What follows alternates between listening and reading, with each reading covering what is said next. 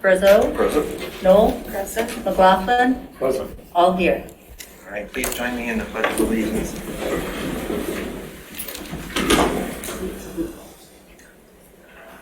Pledge allegiance to the flag of the United States of America and to the republic for which it stands, one nation, under God, indivisible, with liberty and justice for all.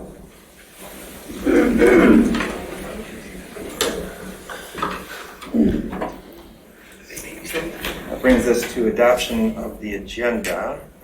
There are 4 items that were kind of late arrivals for the payment of the bills, and I think to keep things efficient, I will ask to just add those to that item on the consent agenda. That's item G1, payment of the bills. And the 4 items have to do with payments for work on 2 different special assessment district projects. They are as follows. Washtenaw Engineering Company, Daleview, $2,685 for account number 411-000-823.327. Washtenaw Engineering Company, Merlin, $2,903.50, account number 411-000-823.328. Asphalt Specialists, Inc., Daleview, $184,840.80, account number 411-000-823.327. And finally, Asphalt Specialists, Inc. for Merlin, $210,594, account number 411-000-823.328. Do you want to describe these a little bit? Oh, well, these are for 2 projects that were approved by the board last fall, SADs for the paving of 2 different roads, 2 different parts of the township. The roads were dirt roads, so there was engineering involved, and then paving. And the work has been completed, and there are some issues that we have to fix, and that's what we will be dealing with at the meeting, special meeting on November 1st, among other things. But the work was done by the asphalt company. The low bidder was ASI, and the engineering work was done by Washtenaw Engineering, and so that's what these payments are for. And so if there's outstanding work that we need them to do, we still have... Oh, well, not to get into the weeds, but there is some remaining work to be done on the Merlin project, and that work, I understand, will be occurring perhaps as soon as the end of this week. Great. And there'll be more to discuss about the other elements of these SADs that we're fixing when we get to that on November 1st. I'll support.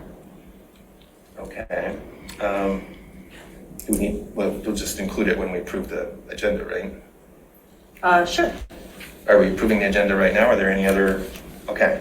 I have another amendment to the agenda. Did you want to take them one by one, Will, or? Well, I guess we can approve each agenda. Why don't we do this? Why don't we vote to add these items, and then we'll deal with the next item. So all those in favor of adding these 4 payments to the payment of the bills, please indicate by saying aye. Aye. Those opposed? All right, so that agenda item is added. What was your agenda item, Clerk Flintoff? Sure. I just have a motion to add the item. I included it in the back of the clerk's report, to add the authorized engagement with PMGAF for implementation of the fixed assets module to either the consent agenda or new business. I prepared and submitted this item on October 20th for the consent agenda proposed to assist in my carrying out my duty to keep the journals and ledgers in particular with our capital and fixed assets. Simple item, the funds were long ago budgeted. It's a dedicated project that even if we do miraculously get a finance director or a financial firm in here in the next couple months, it's a distinct project that will need to be bid out. The need is documented in the item. The short story is we have a lack of any standardized ledger for fixed asset, and we continue to use a spreadsheet year after year. That, coupled with a lack of a capitalization policy, prevents other financial professionals from assisting. So for example, just in this past year, Nick Armalago said he wouldn't do the closing journal entries for those 2 years ago with Woodhill because it's not standardized. It's just in a kind of a list in a spreadsheet. So authorizing it tonight gets us in the queue with PM Gap for January 2023. That would allow us to have a proper ledger in place for our capital assets prior to year-end March 2023. So at least for next fiscal year-end, our capital assets ledger will be cleared up, standardized, easier to avoid some of the perennial challenges we have. So just a quick question, is that a service, is that software, is that software and services? What is that, when you say clean up the ledger, what do you mean? What do you mean by that? So it would be services of PM Gap, Plant Moran Gap, who are CPAs, who would take our spreadsheet, go through, look at the way in which we depreciate, standardize it so it matches the way in which it reports on our financial statements by our auditors, and train us on how to use the fixed asset module. We've purchased that. It's integrated with BS&A, so it integrates with our general ledger, purchase order, other modules. But it would be the kind of last piece of our financial records that we don't yet have in BS&A. So we purchased the software, we just haven't had the capacity or the knowledge to get it done. So let me just recap what I think I just heard, just to make sure I understand it. So you've got a piece of software that's going to plug in. I've got a standard accounting module. This is another module I'm going to plug in. Yep. We got to get trained on that module, and we got to get all the basically data inputted in that module correctly. And we're going to have Plant Moran help us do that. Yes, and we don't have the knowledge on how to do it correctly, and we don't have the time to do it. Oh, yeah. No, there'd be a learning curve. Yeah. Yeah, got it. Totally 100%. And those folks now I know Plant Moran, they do a real good job. Yeah. We use them ourselves, so. I'll support. Okay, so we have a motion by Flintoff, support by Knoll. Is there further discussion? I should explain, the reason that I pulled this from the draft agenda is that I asked the clerk if she had any discussion with the township administrator about this project or this contract, and the answer was no. And so I pulled it so that it would allow time for that discussion to occur. And it could be a really good idea and a really good project, but I think it's vital to work together with the township administrator. This is an area that's not just under the clerk's responsibility, it's under the township administrator's responsibility as well. And to push this forward without any consultation with the township administrator seemed to me to be rushing it, and that is why I pulled it off. So it could be a really good idea. I just want to make sure that the township administrator is a part of the planning for these kinds of contracts and these kinds of staffing decisions. And that's Chair Murray, is that right? He's the township administrator, correct? Township administrator, Yeah. interim township administrator, township administrator. Yeah. But he could take part in the conversation. I'm sure he's read the materials. How much is this anyways? It's up to $15,000. It's not that much money, I mean. Well, this is, In township and land, it's more money than in maybe in the private business world, but Well, for an accounting module and to get trained from Plant Moran in that perspective, that's what I mean, in terms of knowing what Plant Moran, their rates are, knowing what a module is to integrate to, because I've been through this before, $15,000 is not exorbitant in and that's that the concept. max. So again, this is to put it on the agenda. I'm trying to keep moving reasonable steps forward for this township, for the betterment of it, and not have everything get stuck at this table just because it has my name on it. But when I bring a reasonable idea to this table, I'm asking that it be heard and discussed. Yeah. So if I'm hearing correctly, she just wants to have it open and discussed, is that right? Let's put it on the agenda to talk about that. Put it on the agenda is for it approval. just for discussion? No, it's for approval. Will. So it's for a vote. So that's why I wanted to make sure that the township administrator had a chance to discuss and plan for this kind of of allocation, but also for a staffing decision. It's not simply just, solving a problem by flipping a switch. It is, actually, but He could take part in the discussion that we Right, have but done. but why doesn't this discussion occur before it comes Okay, but to the board table? Hey, Jim? Is that Jim? Yes. Hi, Jim. I don't think we've ever met. I mean, any quick thoughts on this whatsoever? No, other than the fact that this came as a complete surprise to me, because it was my understanding that this particular aspect of the financial, kind of the missing financial pieces was pretty far down the list. No, I had a conversation with our finance manager today and just asked him, this has really been causing a lot of problems. And she told me this has not been an issue at all. So at least from her perspective, this is not something that's urgent. It's certainly something that needs to happen. In fact, I helped her. It wasn't audit finding. Please, it's not time for public comment. What else? It wasn't an audit, it was an audit finding. It's important that we do this in a stepwise fashion. According to our finance manager, the biggest problem that happened when she attempted to do this before was she did not have cooperation from all the department heads to actually go through the fixed assets within the departments to determine what was actually still here. So it would be really spinning your wheels unless we want to pay, if we want to pay PM Gap to light fires under department heads to go through and determine what fixed assets they still have in place. There's a boatload of fixed assets that are not yet removed from the list, and this is the spreadsheet that Clerk Flintoff was referring to. Okay. It's a very simple thing, in fact, to import it into the BSNA module once you have the spreadsheet complete in a format that they can deal with. But it's the data that is the biggest and most important part. And I think that it's premature to start hiring out a firm to do this until we're prepared to do it here. Unless we want to pay PM Gap to actually come in and light fires and do this busy work. Will? Well, I understand that you would like to continue debating this, but we're trying to decide about whether to put it on the agenda. Yeah.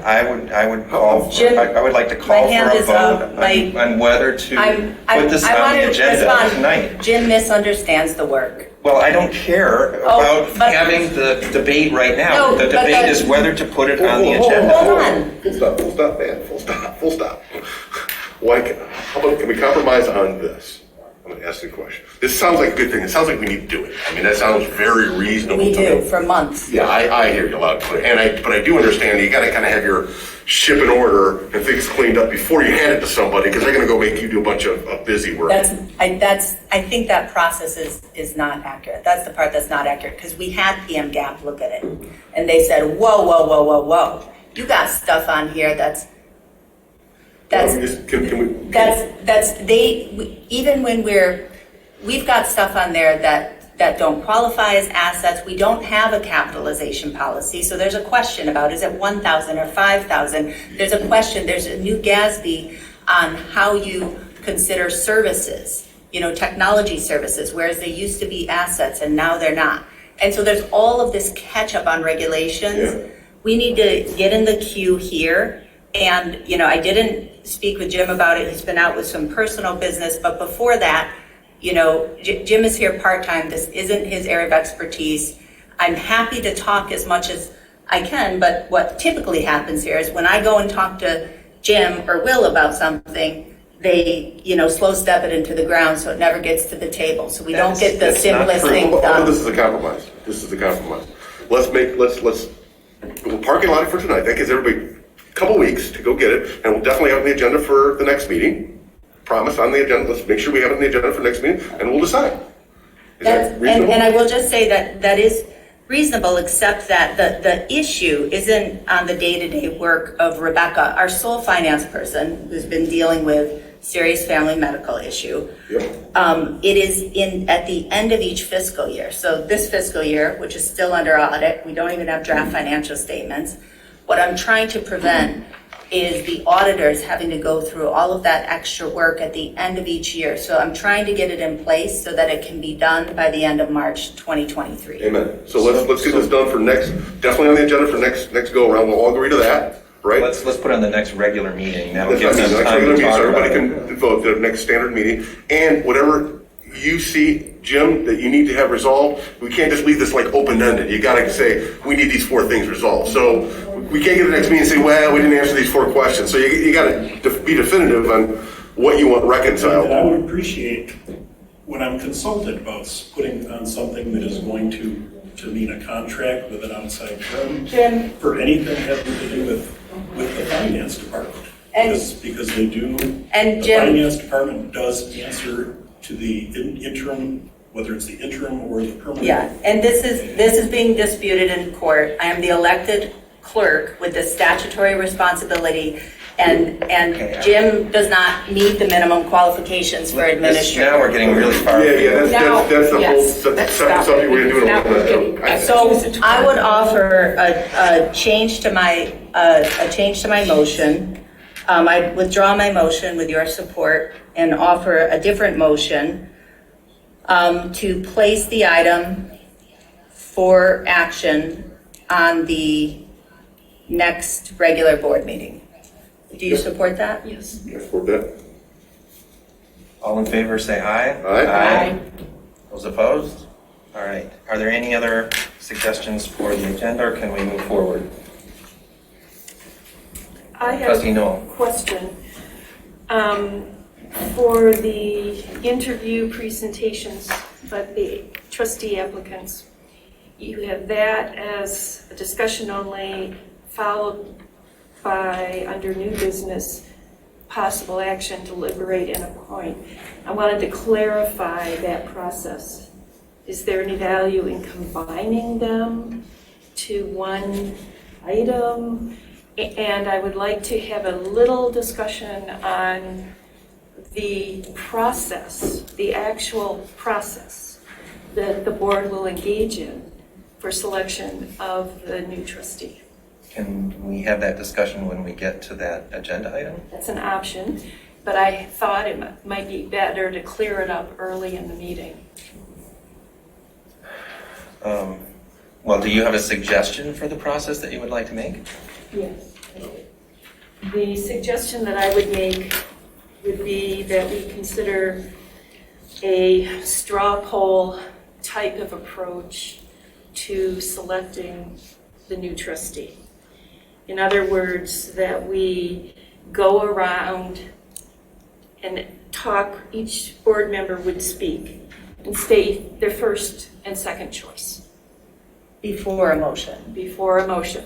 My concern is what has happened in the past when you bring forth a motion and then try to cut off deliberation and discussion among board members. I don't think we need to get into a debate about what happened in the past. That's actually a suggestion that Trustee Brazeau also made. So I don't think there will be an objection to doing a straw poll. I don't know the other way to do it, really. I mean, it's only logical and fair to all the 4 folks that are here. I don't know how else you slice it. So that's, I don't think there's. So is everybody else okay with that? I mean, Jessica, Does everybody commit to not throw a motion on and call for a vote? Everybody commit to that? I do. yeah. Donna, you okay with that? Is that good by you? A straw poll, I Yeah. think it's a good step. Okay. All right, so is that okay? Can we go forward? All right. Rock on.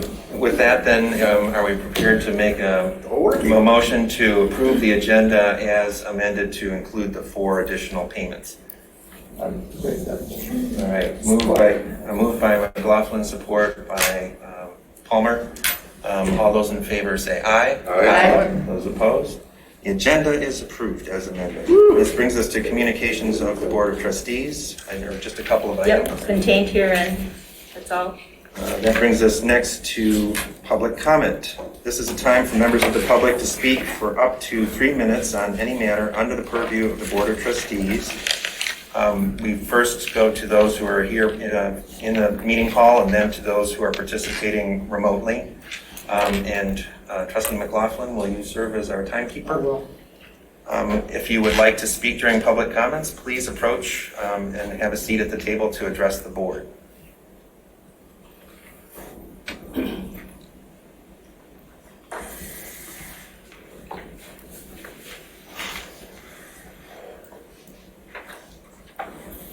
Good evening. I am Dale Leslie. I live at 1159 Joyce Lane. And I have an issue to bring to the board. Over a year ago, my neighbor at 1167 Joyce Lane began operating a large noisy machine on the main floor of their residence, which disturbs my normal comfort and sleep. I believe it exceeds the noise maximum permitted by the Scio Township ordinance. I spoke to Ralph Fasola, ordinance officer, and I submitted a list of dates and times that the machine was in operation. He was later going to issue a complaint citation and post it on the door of their address. I was satisfied that a government response was planned, but I never heard the result of the action. I talked to Township Attorney Conrad Siller and explained my conundrum of the ordinance violation. He felt my complaint was legitimate, and he would confer with Mr. Fasola to see if follow-up legal action would be required. I never heard the decision of the Fasola-Siller meeting. I tried to meet with the residents of 1167 Joyce Lane, but they would never answer the door when they peeked to see me. The latest development is the use of the machine past 10 p.m. and as early as 7 a.m. during the period of my sleep. I would appreciate the Scio Township Board of Directors taking action to resolve this ordinance violation with follow-through to its conclusion. I have been a resident of 1159 Joyce Lane for 10 years. Thank you. Thank you.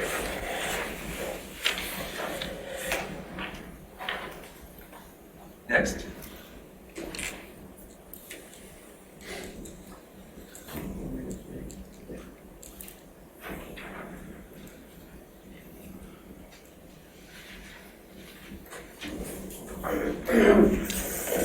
Good evening. Alan Romano of Parkwood Condominiums. This evening I'm here to kind of briefly reiterate the request of the low-density seeking Parkwood residents. And that is our request regarding site plan 21021.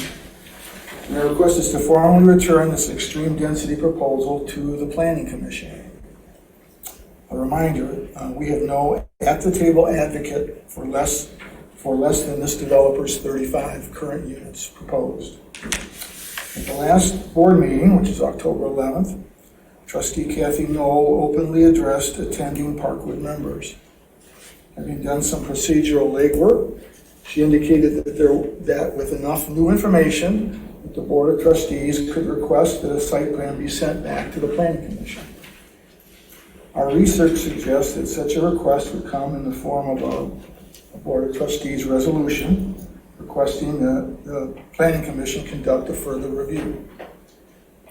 In early September, we had no less than 24 new engineering drawings thrust upon us by this developer. We are still digesting that, and as you might guess, that's a lot of questions, a lot of information. We have recently been informed that more site plan information is coming on October 29th. That second influx of new information makes our Planning Commission move request even more essential. Parkwood residents respectfully ask trustees, please initiate a resolution that will allow a full discussion of this very important subject. And our enduring message is the usual: this extremely high-density proposal is not in the spirit of the Scio Master Plan, which is 35 units on less than 4 buildable acres. Thank you for your time. Thank you.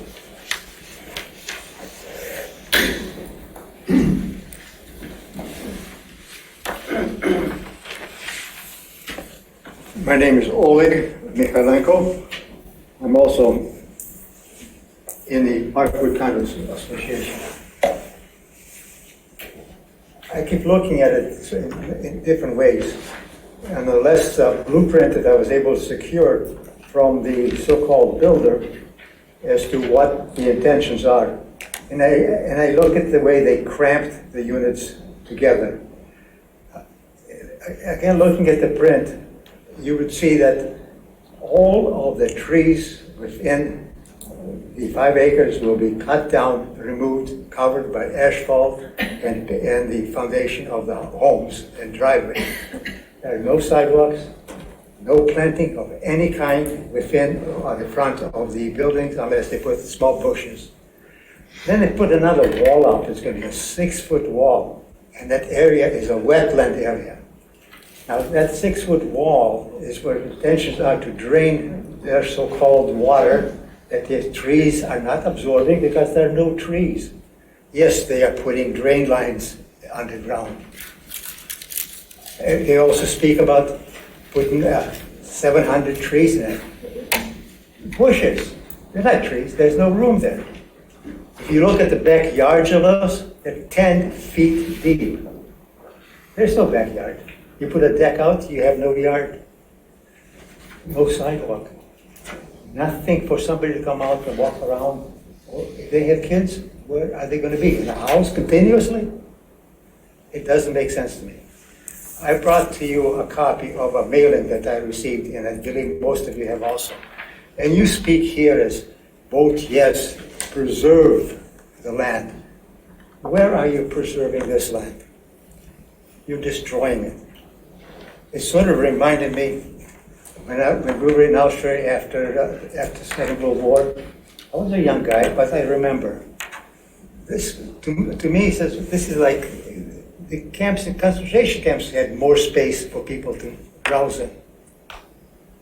It sort of reminded me of putting everybody together, one on top of each other, 3 stories high. No basement. No basement. Why? Because they know they're sitting on water. So it's one sensible thing they're doing. But the rains that will come, the snows, where are they going to drain to? Supposedly behind this wall that is a retention pond that is now getting within 15 feet of the people that are in my condo. They have basements that are wet, pumps that are continuously pumping. In one unit, for example, when I was working in that area for the association, I replaced 4 water pumps for the people. They were older people that needed help. So I went and did it for them. Since that time, we added another pump to that. Now we have 2 in there. One other neighbor bought himself a massive sump pump, continuously running, commercial unit, trying to keep water out of his basement. Fortunate, I only had to replace 4 pumps. Thank you for your time, but you talk one way, and then you turn around and do exactly the opposite of what you're saying. Thank you. Next. There are no other speakers here?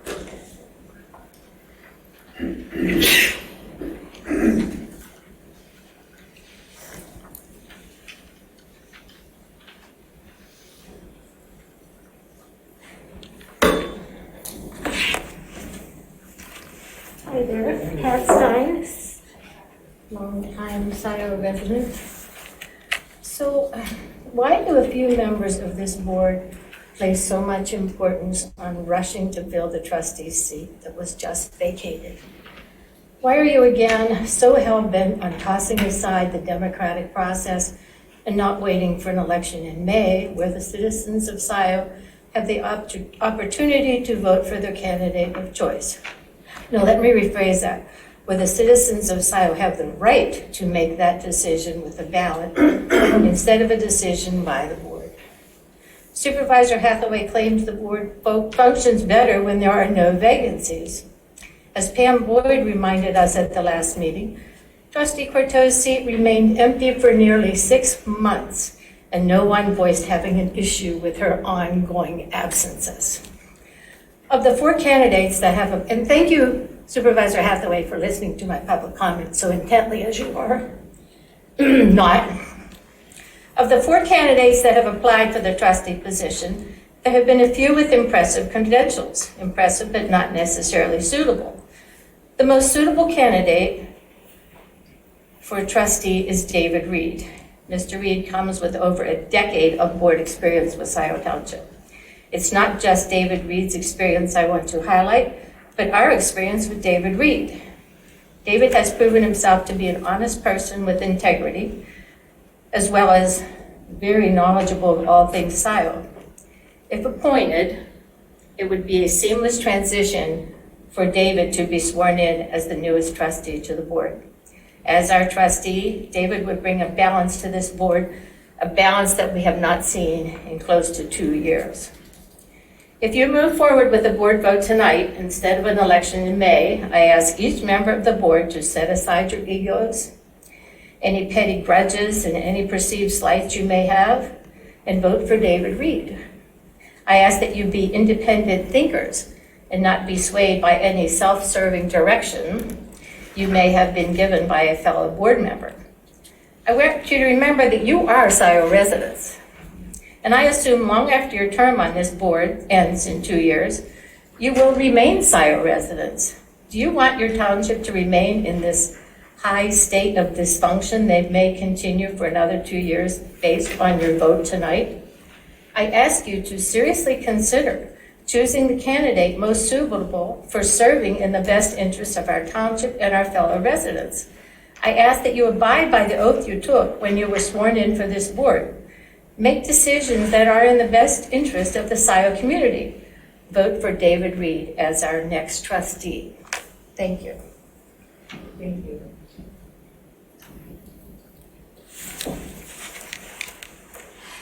Next.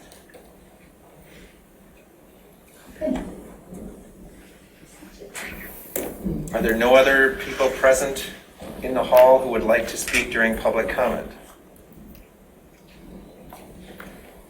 In that case, do we have any remote Kevin participants? Jackson.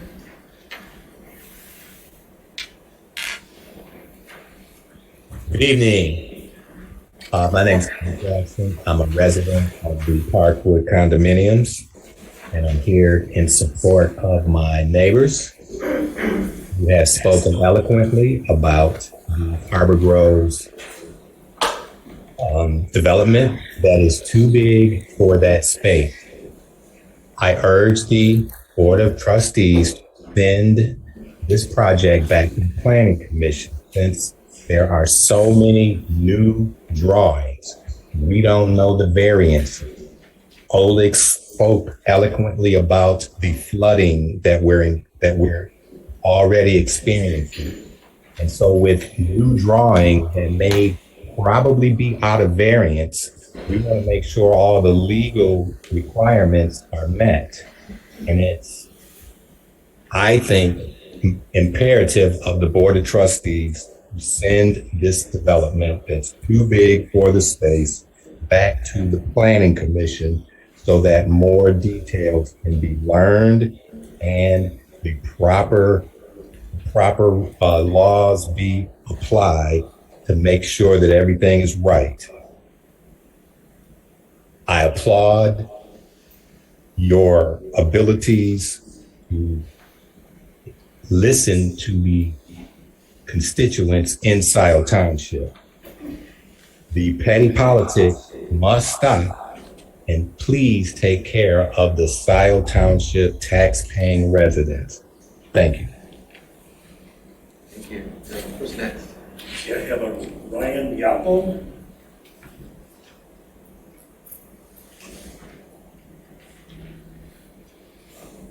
Good evening, everyone.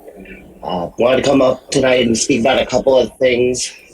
First thing tonight, I am surprised to see a progress bill in payment of the bills from Plant Moran for what looks to be over 70% of the approved amount for the audit for the year, but there not be any discussion of timeline or when we're submitting the audit. As everyone's aware, We are past due on that, and the state has said that if it's not submitted by, I believe it's November the 3rd, there's potential further penalties to the township, including the township being assessed the cost to do the audit by the state.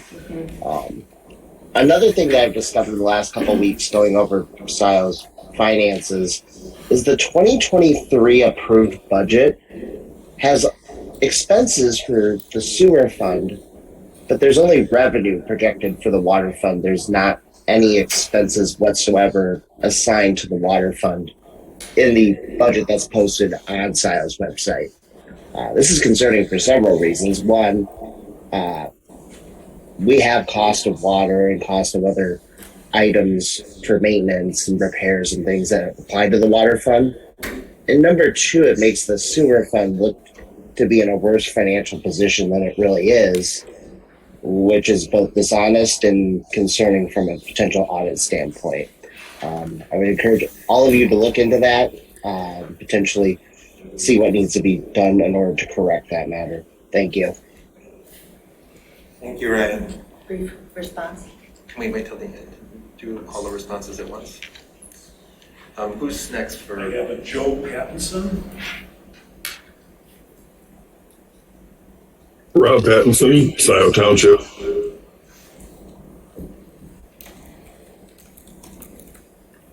Rob? First of all, for the election, for the new trustee position, I believe that an election is a truly democratic process for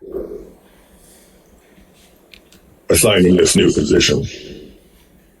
If you, and the former processes run by the supervisor and the interim administrator were so mismanaged that I don't believe you can run a clean appointment process again. I believe an election is critical. I remind the Board of Trustees that concerns about the unfinished work on SADs were brought to the attention of the board months ago. This is Merlin and Daleview, and nothing has happened. Why suddenly the urgent need to pay vendors who haven't completed the work they signed a contract to do? I would like to hear what else is on the November 1st special meeting agenda. I believe residents deserve a transparent process. I remind the Board of Trustees that Supervisor Hathaway fought tooth and nail 2 weeks ago to have a special meeting option for appointing a trustee. I remind the Board of Trustees that the clerk warned our new trustee that this was the typical dirty tricks tactics that our supervisor uses. Tonight, the supervisor said, we don't need to talk about history. Actually, because of the dirty tricks, it is more important than ever to remember our history. I find it fascinating that the supervisor has an urgent special meeting to pay vendors that haven't completed $250,000 worth of SADs. And yet, when the clerk proposed a $15,000 discussion to be able to do her job better, it is instantly sabotaged by the supervisor and the interim administrator. And I wonder, is this the reason that you canceled the budget and finance meeting last week? This is an issue that could have been raised during that meeting. And here we are sabotaging that issue for this meeting. Thank you. Also, if you're going to do the appointment tonight, you really need to appoint David Reed, because he is the one who is going to keep this board honest. And there are members on this board that have a problem with honesty. Thank you. Go, Rob. I have Jonathan.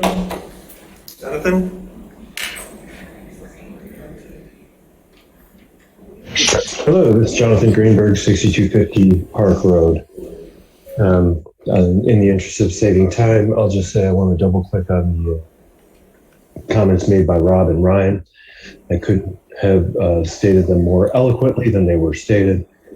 Mark, I hope you're beginning to understand kind of the ongoing challenges here, the gamesmanship that we refer to, and then get labeled as fanatics for not liking our tax dollars being spent the way they are with minimal accountability. I'll save my comments for 2 weeks from now when there'll be some very interesting financial information coming out that just furthers the point and the problems that we've been seeing. Thank you.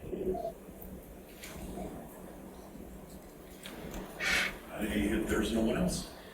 Would you like to respond to the comment from Ryan? Sure, one brief thing, I'll follow up on the 2023 budget that's on there. I'm assuming that's I'll look at that and update the website with an update on that, Brian. And then also in terms of the audit, I'll mention that in my report, but would welcome the supervisor administrator to also update the public on the status of the audit. I would ask regarding Arborist Grove if we might make a motion to ask our township planner, Doug Luan, to prepare a resolution, whatever it is that we need at an upcoming meeting to consider sending that project back to the Planning Commission. Yeah, I don't think it, Yeah, I would support that. I had the discussion with Doug Luan. He said the proper procedure was for the board to request this go back to the Planning Commission and state what we want them to address in their evaluation. So I didn't know if we wanted to have it as an agenda item first and we discuss it as an agenda item and then we send it back, or if we just send it back to them, because a lot of new information has come out now. There's more information that the Planning Commission can review. But we haven't received it. Yeah, I was just going to point out that it hasn't actually come to the board yet. I think it's premature to send it back. And this is not to diminish anything that has been brought to us as concerns by the nearby neighbors, but we don't have the actual proposal yet. I think we should get that, and then we could at the same time ask Doug to prepare the resolution, and then if the board, upon receiving the actual proposal, determines that it wants to send it back to the Planning Commission, and we have heard from the Planning Commission that they would like to have it back, then you can vote and send it back at that time. We don't need. I think that we need something from the residents have all listed some various issues, right? Yeah. I'd like to get some really succinct lists. So again, I'm big on, the what, the how, the what, the why, the how. So what's the problem? Why is it a problem? Why do you think it's an issue? And how do you propose we address it? So if we do that, then it's something actionable we can take. So I heard, Oleg's brought up the water issue a number of times. I heard sidewalks. There's some other issues. We have some, actually, before you joined the board, we received some detailed documents from the neighbors, and so they've done that work. Okay, great. Okay, good. So we can dig that up and make that available. But I think we need to have the actual proposal in order to take the action that you're talking about. It just seems premature to do it before we actually have the proposal in front of us. But everybody's spending money and time on this project right now, and I want to be mindful of that. And so we've heard enough concerns, and I know that it's also been released from the Planning Commission, right? So it's somewhere in between planning and board right now. Is that correct, Will? That's my understanding, yes. Yes. There's a phase after the recommendation from the Planning Commission where the developer has to meet all of the conditions that are placed on it by the Planning Commission. And that's what's been so fraught. We're spending township money, the developer's spending their money, the neighbors are spending their time. And so I would just suggest there's nothing stopping us from asking our township planner to prepare a draft resolution. He could bring it to the next meeting, talk about what we want to see, and send it back. I think it's more respectful of everybody. It doesn't have to be all serial, Will. It could somewhat be a parallel process. I don't know why that's so crazy. Or at least see some high level, hey, what do you think? Yeah, exactly. Just to save everybody time and money. Yeah, hold the phone in the air. How about this? Why don't we ask Doug Luan to prepare the resolution, because I think it's probably a very simple resolution. Best township. And ask him to come and update us on where this project is in the process. And Sure. then we can determine whether we want to take an action Exactly. to divert it back to the planning commission before it even gets here, Yeah. or wait for the proposal to reach the board of trustees as is But the in usual in the practice. proposed resolution that we would discuss and consider, Doug could lay out what the issues are. Well, I want to note that in our discussion, Doug said most of the issues are going to relate to water drainage issues on the site, a variety of potential problems. And a lot of that is under the purview of OHM, not Doug. But they can coordinate. Well, we're probably going to have to involve OHM too. Okay, but Doug will be the one drafting it.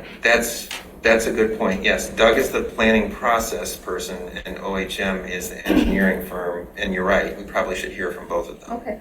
So I could offer a motion then to ask our township planner and township engineer to prepare a proposed resolution regarding the Arbor's Grove project that would return the project to the planning commission and bring it to the board for discussion at our next regular meeting, first meeting in January?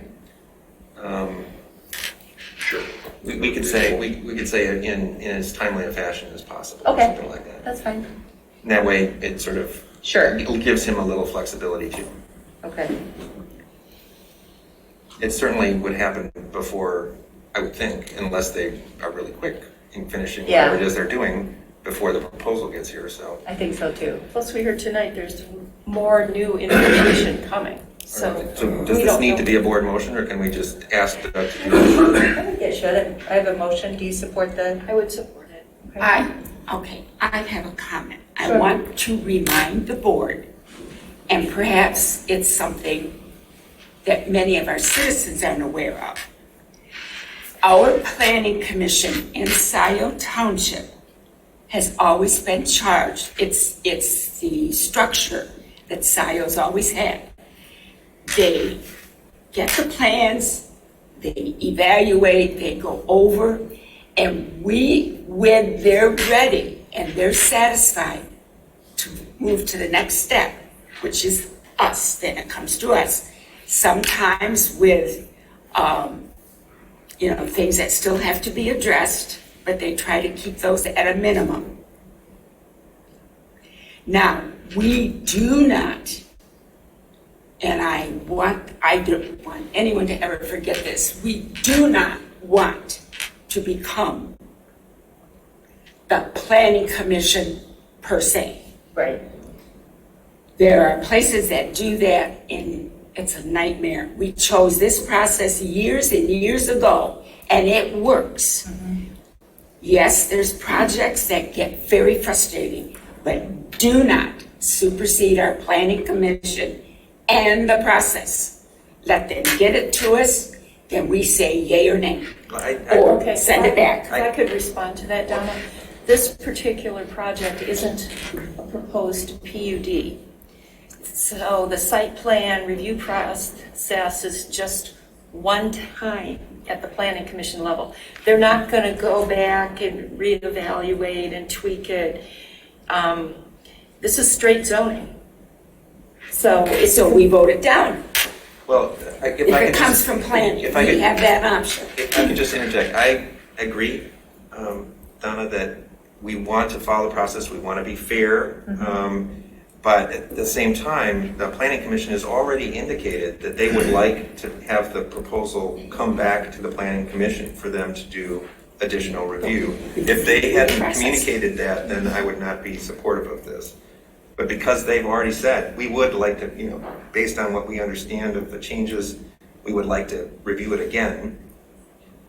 Otherwise I would not support this, but I do support, at least taking the step of preparing to send it back to the planning commission and then having some discussion with Doug Luman and someone from OHM. But I just don't want to get the cart before the horse, as the saying goes. Let's not mess up our process and procedure. So with that, are people prepared to vote on the motion? All those in favor say aye. Aye. Those opposed? Motion carries. That brings us to approval of the minutes. We have minutes from the meeting of October 11th. October 11th. And I somehow got this page. I just had one typo I fixed. I accidentally put November 2022 when I intended to write November 2020. So I will correct that. Wait a second, let's go through page by page if we Okay. can. So on page 1 of the minutes, page 8 of the packet, under adoption of the agenda, I was just going to suggest a better wording that would Okay. sort of better capture what happened. So where it says Hathaway noted that because at the September 27th meeting, the 11 p.m. mark was reached, and there was no support for a motion to continue the meeting, comma, and then the rest. Got it? Are there any other changes to page 1 of the minutes? Page 2 of the minutes. I would insert in front of Murdy, interim administrator Murdy was present until interim administrator Murdy was present to discuss this item. Okay. And then in the second to last paragraph on that page, just change the word who to that, which is always kind of a difficult question with when you're talking about a development, whether it's personified or not. Got it. Are there any corrections to page 3? Page 4? Page 5?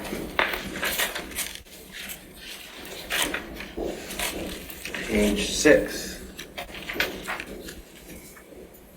Page 7? Page 8? Page 9? Page 10?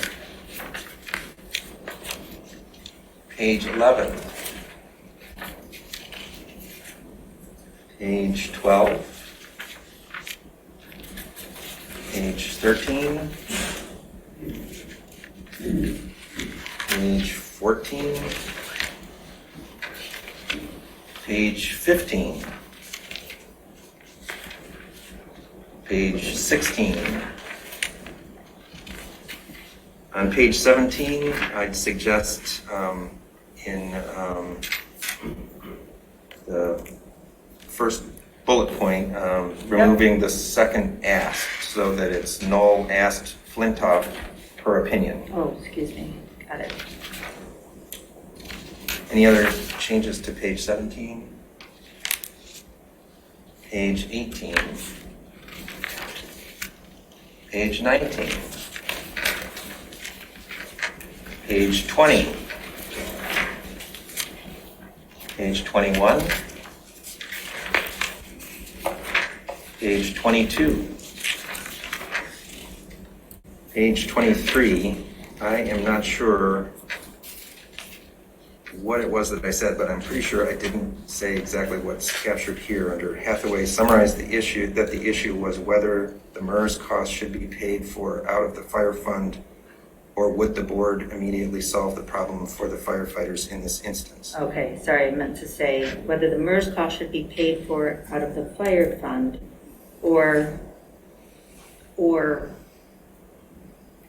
whether the MERS cost would be paid for out of the fire fund, or if the board would immediately solve the problem. So just a period after Yeah. problem. That makes more sense to me.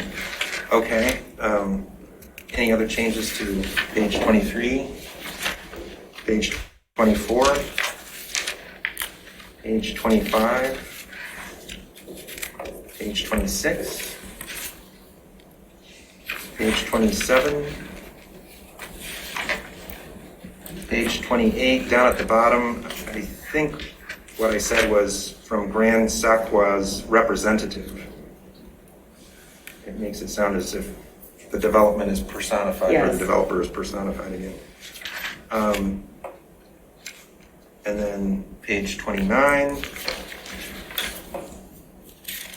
and page 30. Is there a motion to approve the minutes as amended, or corrected? Moved by Brazeau, support by McLaughlin. All those in favor say aye. Aye. Those opposed? Minutes are approved. That brings us to the consent agenda. Is someone ready to make a motion to approve the consent agenda? Moved by Noel, second by Brazeau. And for this, we need a roll call vote. Okay, and tonight for roll call, we're starting with Flintoff, myself. Flintoff, yes. Brazeau? Yes. Noel? Yes. McLaughlin? Yes. Hathaway? Yes. Palmer? Yes. Consent agenda adopted. That brings us to reports.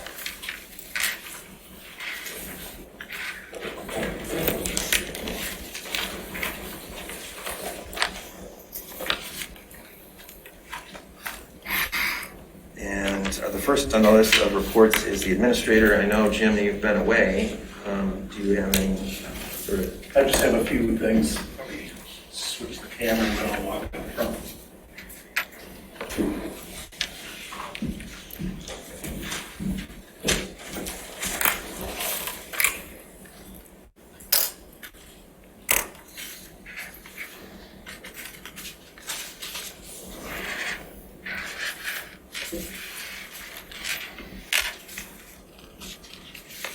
So our attempts to fill a position of interim finance director fell flat. We were contracting with GovTemp. And in addition, our regular headhunter, Amy Sell, was also looking for potential candidates to fill an interim finance director position. She had one person who was not qualified in the least bit, so we couldn't even address that. We did have some discussions with one of the applicants from GovTemp, and we asked for additional information. I think the consensus was that he was not a good fit for Scio Township. So, and as I mentioned before, I wanted to go through this process first before we started to look at a contract service. I think we've pretty much addressed all the potentials for a low-cost solution. And so I'm now in a position to say I would recommend that we start looking at Manor Castarian.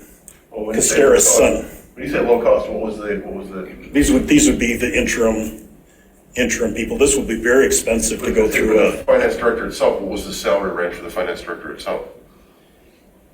Around 100K. So in 11 months, I'm just asking the question, so in 11 months' time, we couldn't find somebody to fill a 100K job? That's correct. We didn't search that hard. Okay, I was gonna say, I challenge that. very hard. Well, it wasn't 11 months. The search process began in May.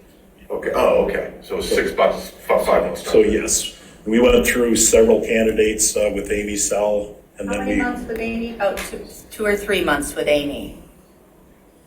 we went through a whole process with Amy Sell. I think we started with, I believe, 4 candidates, and that 2 were immediately eliminated and 1 dropped out.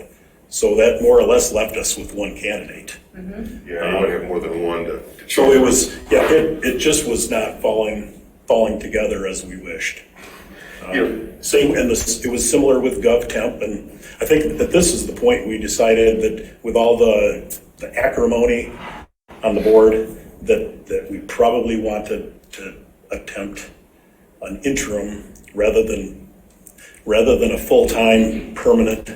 And, as some of my conversations with Amy Sell, says nobody's going to want to come into a situation like this and worry about their reputation. These are people that are in the middle of their careers. They don't want something to show up on their resume as was an abject failure because you had a board that, couldn't work together properly.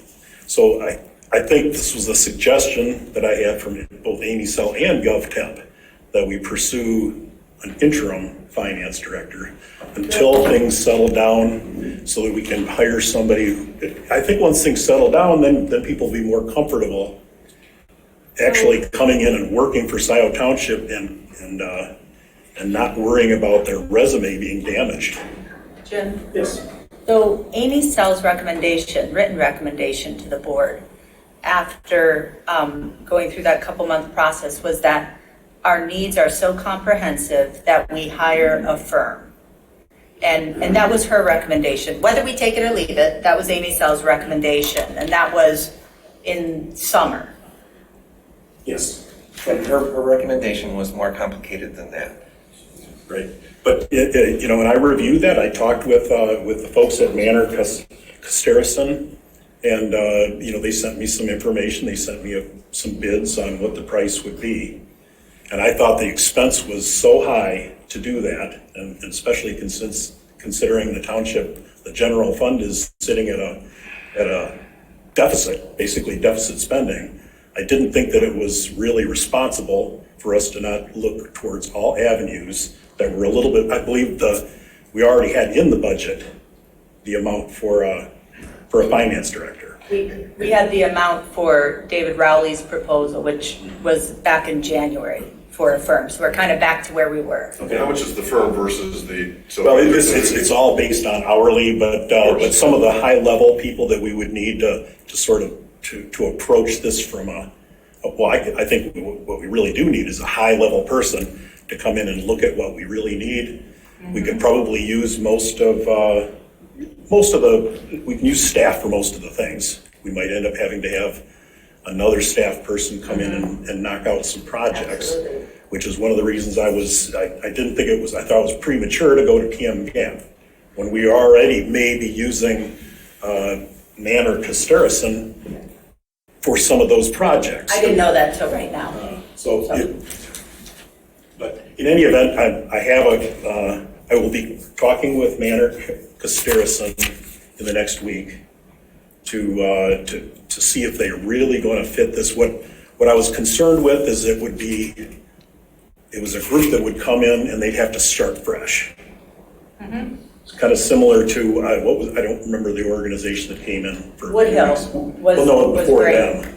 Woodhill came in and they were great. They were our lowest cost, highest effective option. Right. Unfortunately, we drove them away. Raymond Robson, we brought in on an emergency basis for AP because Rebecca's dealing with a critical issue, or one finance person with her child. But the board canceled that contract. David Rowley brought forth a comprehensive recommendation to get us over this gap before we hired a finance director. And that was a combination of, I think, PM Gap and, it was some combination of PM Gap and Raymond, I think, because these firms are in such high demand, right? And so I really think that we can still attract a high quality permanent finance director. I support going with a firm, but we need to get a scope of work hammered out for the firm and have them come in and then recruit concurrently for a permanent finance director. Because I really don't think we've given that our all. Can we get back to the report from the administrators? Well, just let me answer that. I'm not against using them, using this firm, and I'm going to promote them, certainly pursue Manor Casterison, because we do need somebody at a high level to get this moving. And I can honestly say that we've looked at all the lower cost options to get this job done. Jim, could I ask, could Sure. you discuss this with Amy Scio? Yes. Mm-hmm. And what are her thoughts? Amy is all in favor of this, and she has been for a while. And I told her I wanted to pursue this other direction after I'd seen incidentally, just the prices range up to $375 an hour with these folks, depending on so if you got somebody high level, that's probably what you're going to pay for every hour. If you get somebody that just want to come in and do some data entry, then you're probably looking at $125 to $150, et cetera. So, Jim, I think it's really important that we get a scope of work together so that we use them And that would be efficiently. that would be coming up that would be part of my conversation. First, I want to find out who they have available and what is their skill set Sure. as far as these high-level things, and then I can begin to put together a scope of work. Okay, so I know we Amy have- Sell has already done some of that Yeah, for we us. have scopes of work. I mean, we've had a scope of work for a year, so I hope No, that. Amy Sell helped put some of that together, so. Yeah, but even before that, I hope that you draw from all the work we did before in budget and finance and everything. I mean, we've been desperately crying out for help, and it's been articulated in several scopes of work. So do you expect to bring that proposed scope of work back to the board? I mean, how are we going to approve Yes, no, that? absolutely. If we're going to go with matter, this obviously will have to have board approval.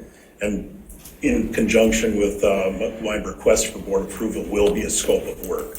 And I'd like it to be a rather specific one. Yes, because I think that there's some things we know that need to be done and some things that And, you know, we're just going to defer to And them. on the other hand, I don't want to be so specific as to not allow this high-level person that I'm talking about to come in and help drive that. Right. We don't want to try and invent the entire Right, because we thing don't have when the we're skills. bringing in somebody that's kind of their expertise. Somebody that Right. can actually come in and say, this is what I think needs to happen. This is what I think our scope of work may. Exactly. So it's got to be a little bit of give and take, but at the very beginning, we have to have at least something to go with for the board to approve. So that's really what I'd like to at least just let you know for today that I'm going to pursue that. The next thing I've got is I just wanted to give you an update on where we are with the budget process. I had a meeting with Supervisor Hathaway and our Deputy Supervisor Egler, and we were sort of mapping out how we want this to proceed. Apparently last year it didn't go very smoothly, at least according to Ms. Egler. She would like to start immediately the process of handing out the budget paperwork so that the department heads can all start looking over what they've expended so far, what some of their projects may be for next year, and get started so they can all come back. Probably, I think it was February, if I'm not mistaken. January. Was it January where that we can then come back and start to hammer out the actual individual department budgets. So in the next week or so, I'd like to, if I can, I'd like to schedule all those meetings, probably a one meeting, an hour meeting per department head. This would include, elections and basically everybody. And we'd hand out those documents and explain how we'd like this to be done.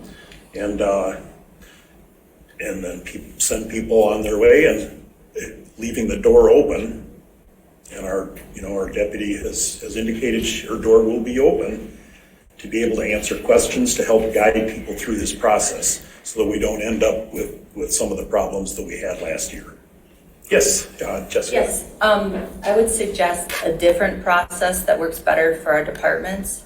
I know that typically there's a meeting, like a management meeting where we talk together. I have seen 2 or 3 of the budget cycles I've been here. One, we did it where we had a more comprehensive conversations when we had Woodhill in and we had a narrative and presentations.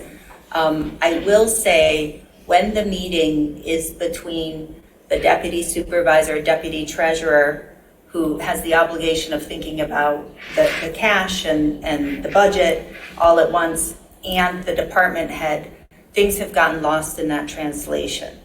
And so I don't want to do things the same old way that we've always done them. Instead, what I'd suggest is that we have a meeting, maybe at the management meeting, and talk about kind of our goals, some of the cross-cutting things. Because what we know this year's budget is going to be about is recommended cuts. And what I don't want to see in front of this board is the deputy supervisor, deputy treasurer, 2 of our officers here recommending cuts for department heads. I know, for example, in the fire department, the fire department budget that he put forth was not the one that came before this board.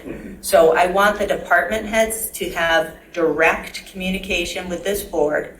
I want to know what their ask is, and it's going to be incumbent on us to do the hard work of recommending cuts and raising revenue. But we haven't had the revenue projections, and we really don't have audited financials. I mean, it's going to be tough to do much until. Well, I'm going to be sitting on those same meetings that we're talking about.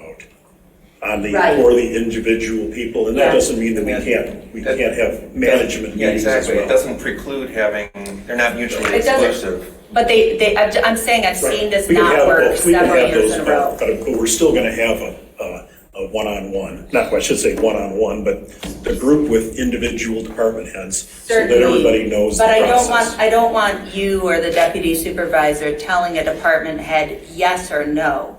That's not on what us this to say meeting yes is. or no. Presuming Let me that's just a conversation. And maybe just help me understand, but the way Sure. we would do it, Sure. let me say it that way in corporate world, if you're in charge of X, Y, Z department, Exactly. you have a budget. Yep. It's your job to go Yep. figure out how to meet that budget. You decide what to cut, add.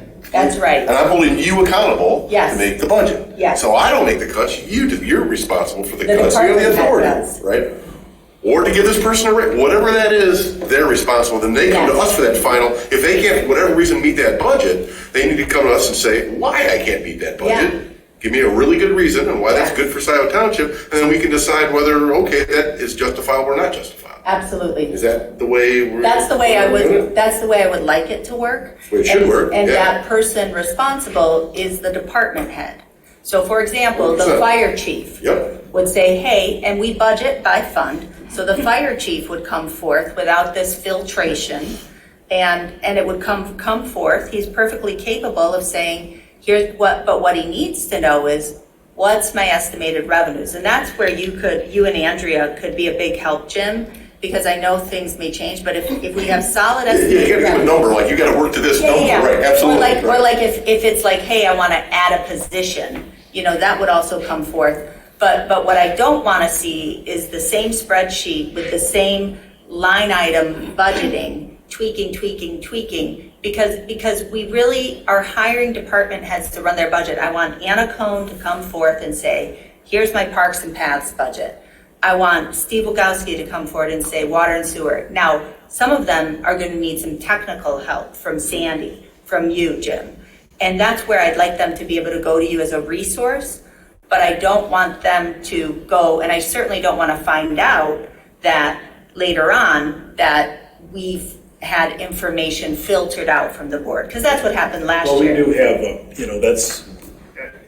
I get the impression you think that the entire board should be the ones to arbitrate the budgets. Yes, And I it should do. not be. It should not be, That's absolutely not. actually That's one of the what- only jobs for we one of the have. things- Well, no, ultimately you have to approve it just like you do everything else. Sure. And it's no different than you will rely on the expertise of the planning commission to give you a good recommendation. Sure, I rely on the expertise of our But I'm talking department about the head. nuts and bolts. I think that a good budget should be prepared, and maybe by the budget and finance committee would then have some of these nuts and bolts. Well, But when that's it comes to the full, Can I when it make a comes to the suggestion? full Because board, we're burning up a Yes. lot of meeting time on a discussion Yeah. that's supposed to be just a brief Well- report. Wait, can I make a suggestion?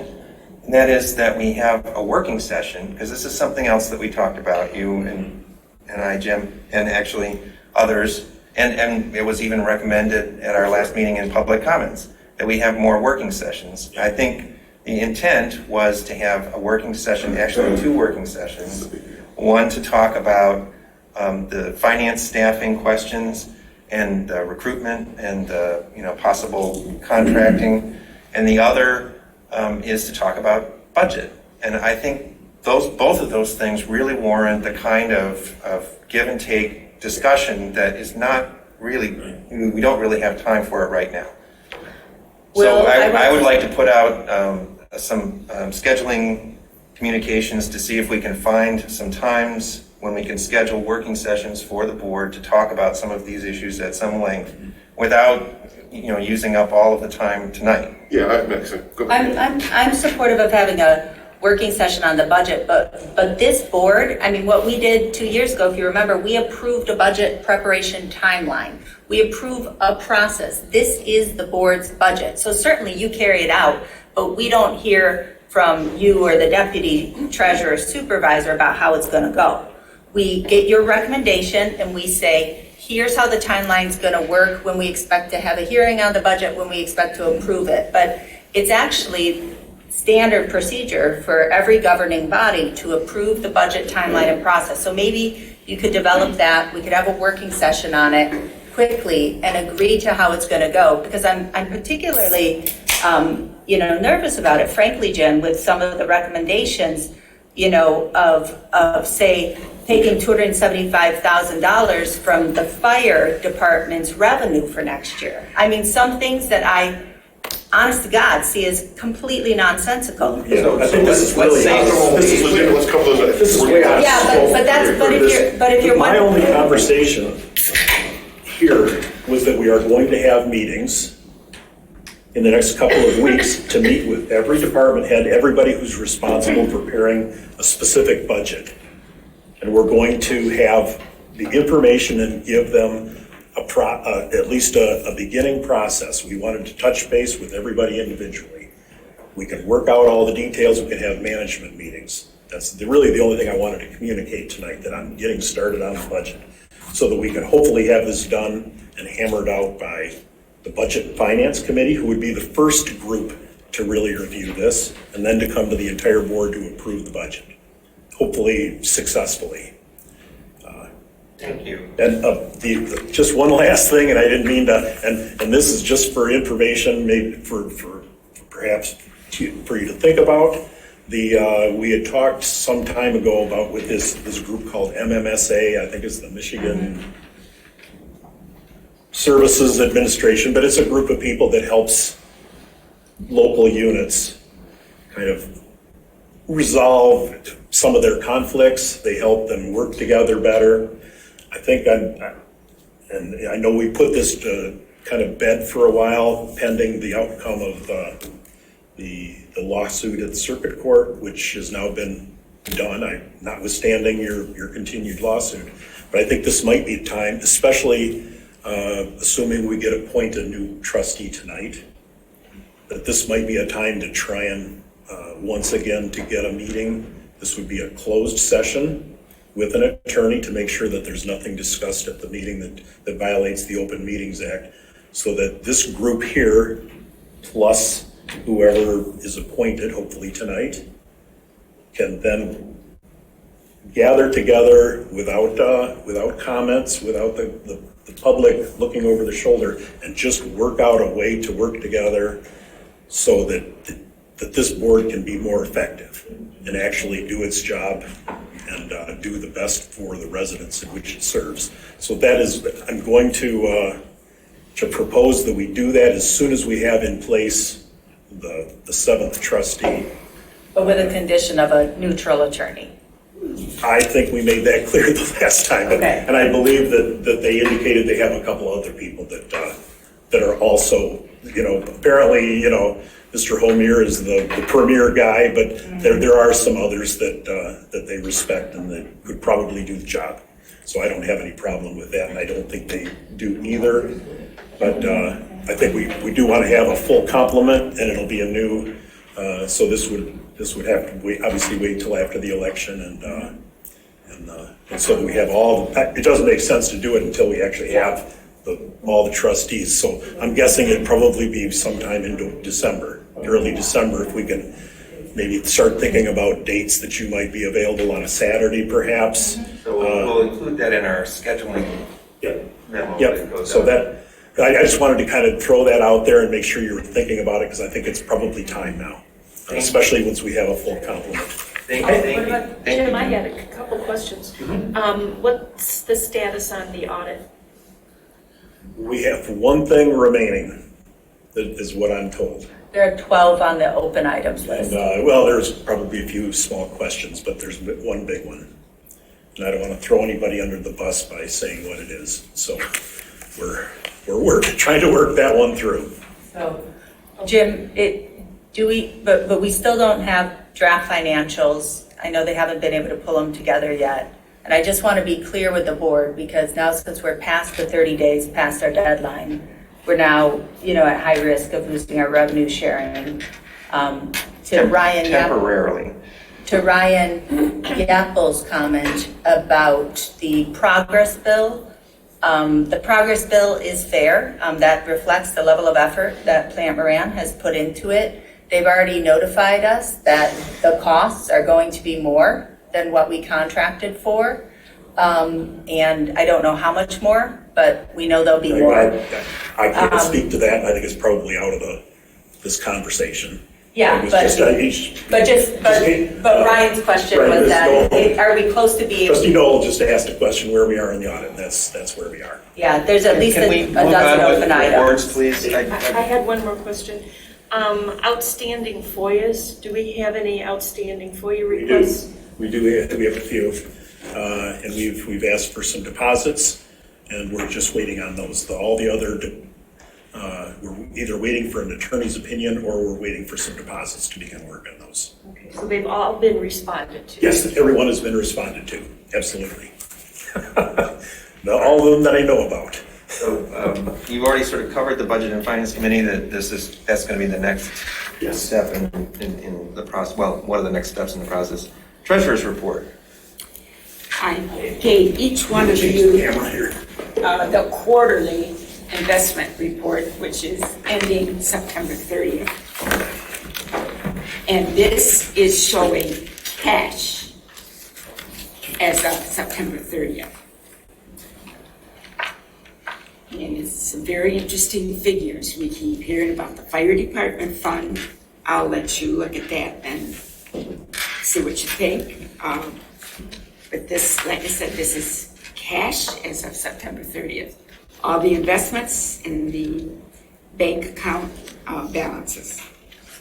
And that's the investment report. And this came out after the meeting packet, right? Yes, it did. So can we add that to the meeting packet? Yeah, could the public get a copy of that? Yes. That's what I was saying. I have some extra copies. I didn't make a lot. There's a couple there. Everyone on the board, and the official copy I've already given to Jessica. You have an electronic copy and advance for a change? I'll post it. Thank you. Okay, That's it. thank you. Clerk's report. Sure.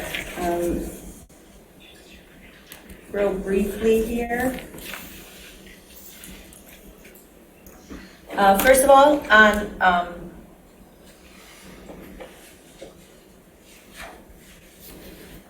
elections. This is our last meeting before the November 8th election. Deputy Clerk Mary Gillis is here. Thank you for your awesome work. We've had a buzzing team in Township Hall making it happen. A reminder to everybody, there is no reason absentee voting. You can receive an AV ballot anytime up until the day before the election. Right now, anybody can register to vote, but to do so, you must come in person to this clerk's office. You can no longer do it online or via mail. If you're not registered, come to Township Hall. Invite everybody next Monday, 10 a.m. in this room to the public accuracy test, where we actually test the tabulator and demonstrate that it works and tabulates everything correctly. And of course, election day hours are 7 to 8. Can I ask a quick question? Yep. About the public accuracy test, is that also like a business meeting of the election commission, or is it just to test the machinery? It's just to test the machinery. Okay. Votes are starting to roll in. We're at about 38% of our absentee ballots rolling in, so I'm feeling a little bit better. Mostly nervous, but a tiny bit better. 5,900 are out, 66 to overseas civilians and 7 to military voters, and that's out of our 15,200 voters. So if I had to guess, I'd say probably 50 to 60% of people will vote absentee, the rest at the polls.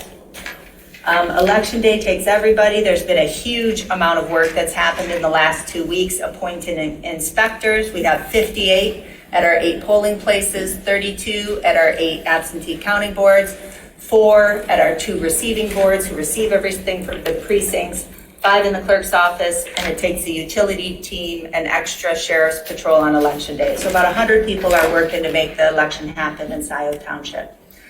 We're always here to help you vote. Regular hours, 8 to 4, additional hours, This Saturday and Sunday and next Saturday and Sunday, we have additional hours. On Saturdays from 9 to 2, Sundays 1 to 4. Call us or check the Secretary of State's office. Those are the two reliable places for information. If you have questions, something you've heard, did you screw up your ballot? Is it being counted? Whether you think it's misinformation or disinformation, just call and we can answer questions. Okay, so that's the update on elections. I also want to, again, in public demand, return of the records. Contrary to the law, on May 13th, Interim Administrator Murdy took custody and control of the financial journals and ledgers of the township from my custody. So I'm now giving proper command to this board as a whole, who oversees Interim Administrator Murdy, and each of you individually, to deliver up to me these public records, the journals and ledgers, as defined in MCL 41.65 to my custody immediately. These are within the financial modules of BSNA. The journals and ledgers are not kept up properly, so I have been desperately asking for assistance to carry out my statutory duties. The board majority has refused multiple times to authorize long-term, urgent, or emergency qualified staff or consultants over the past year. This proposal for the firm is coming about a year after it was urgent. In contravention of the law, the board majority removed supervision of finance staff from me, which I had since taking office in 2019, and control of the financial modules. The board majority's blocked all progress or improvements in budget and finance operations, so there's been a lot of shifting of responsibility of budget and finance committee and budget and audit. Everything's been going downward. The township audit of year-end 3/31/22 is delayed. Jim, I hear you say one thing. When I look at that list, I don't see a resolution in sight. It is late because the township has not fully kept up its records. We have been in a bad habit of not keeping up our records, quickly trying to catch up in time for audit. With 1 out of 2 staff people down and the refusal of the board to fill it, here we are. Today, our unaudited financial statements should not be relied upon. This is my professional opinion. We should not be relying upon them for major policy making or major budget decisions, major capital planning. We should not be considering any new millage, major capital planning until we get our last year's statements audited. Okay, so we can do some budgeting process for this coming year, but we need to note that it's tentative and know that some things may change. Can I make a comment? Please. So, obviously, hear you loud and clear. I asked Will for a working session to cover this stuff specifically. It's crazy that we haven't resolved all the transparency in the finance. I mean, as a resident, I'm sure everybody here, it's about money, safety first, money right behind it, right? Those two things need to be clearly addressed. So I'm going to be like those dogs that, grab onto your pant leg and won't let go. We're going to get this resolved at the working session, and we'll start at 8 in the morning if it goes till somebody passes out. We will get this. We will get this done. I am glad to have more trustees paying attention and caring. We will 100% get this done. I mean, and this went, no doubt about this it. went so far. Embarrassing. I'm currently appealing this in court, and so still township clerk v. township board, and it is based on the decisions that this board has made over the last year and a half. I hear all that, and let's just get to the next thing, because I hear you loud and clear. We're going to get to that 100%. You got my commitment on that. I think everybody here wants to get this resolved. I'd like to think that everybody here wants to get that resolved. I hope everybody here, at least, I hope that we have a majority who wants to get this resolved. So I look forward to that. It's what's best for Scio, and that's what we were. I'm trying to do what's best for Scio, and it has been very disheartening to see what's happened over the last year and a half. I've done some analysis. I think I've got a good solution. I think that everybody can walk away happy with. I think. So the current financial reports are attached. Revenues and expenditures for 4/1 to 9/30. You'll see I've rolled it up to the department level, so it's not so long. And the balance sheets, you'll notice the cash matches Donna's cash report. which is part of the checks and balances that's supposed to exist with the treasurer as the keeper of the cash and the clerk as the chief accountant. We need to hire a finance director, not just a firm, but a finance director. And we need to implement the needed policies and procedures. When I talk about the scope of work, we've had several expert reports. We buck expert opinion. We haven't been willing to pay for professional help, and we need to get really focused. And that's it. Thank you. Have you already covered the election commission? Yes, I did. Okay. Well, it's next on the list. I just want to make sure I'm not skipping over something. Yes, so it's the election commission meeting on 10/31, 10 a.m. that will hold the public accuracy test at. Okay, but no business, so No business. All right. But we do need to have a quorum of the election commission present. Oh, okay. Well, okay. So that would be you or Donna or your deputy. And you are our board rep to Fire Services Yes. Committee. Great kickoff meeting last Wednesday morning. We meet again tomorrow morning. The chief has requested and the board authorized the creation of this committee to explore what level of fire services we need in Scio Township and how we're going to get there. Committee's going to meet every week as needed and have a report to the board by December.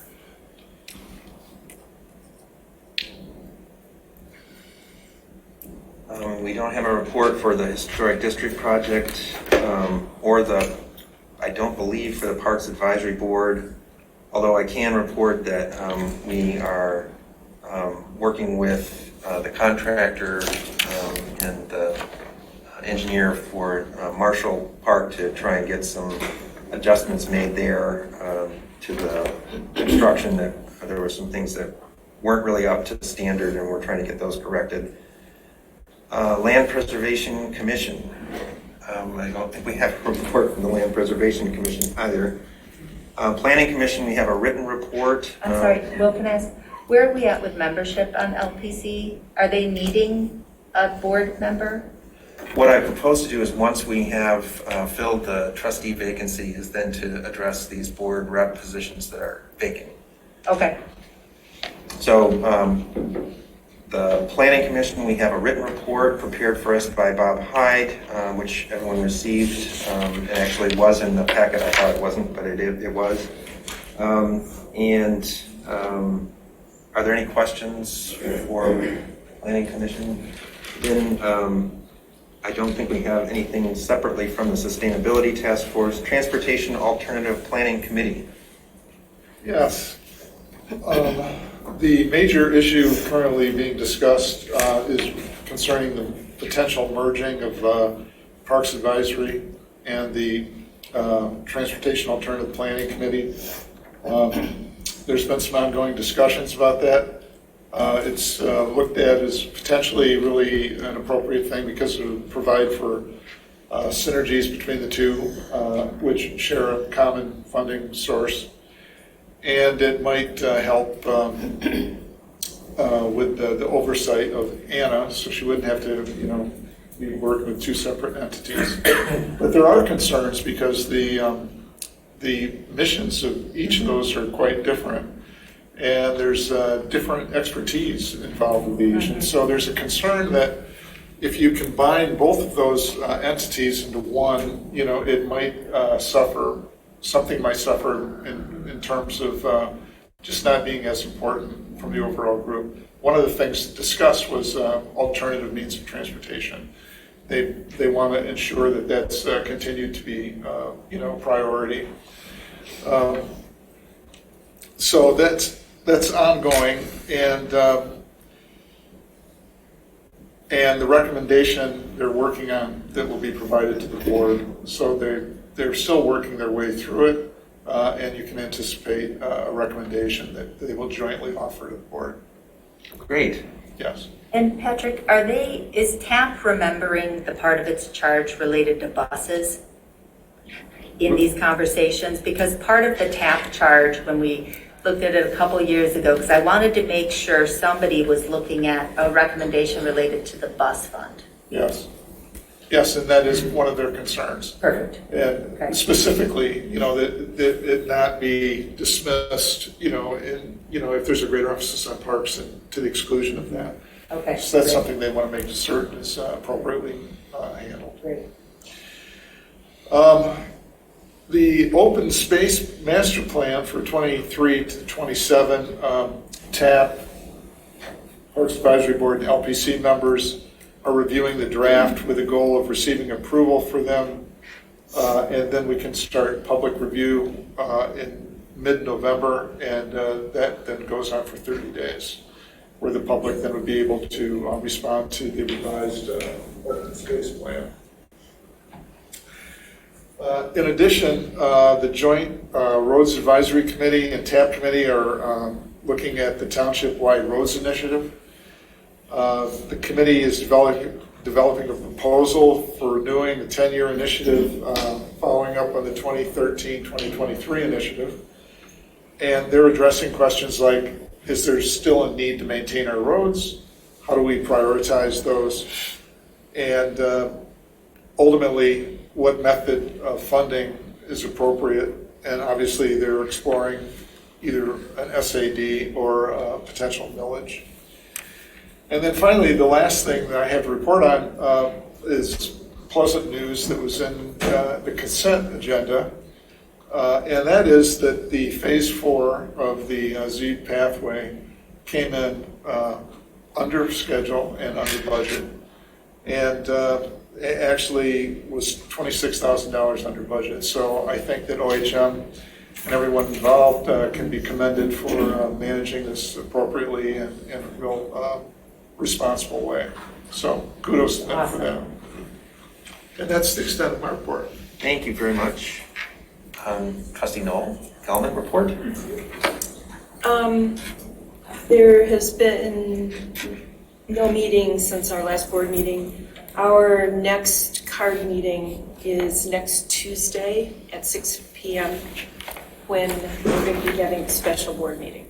So I had mentioned at the last meeting that I will be attending the card meeting and won't be present for our special board meeting on Tuesday.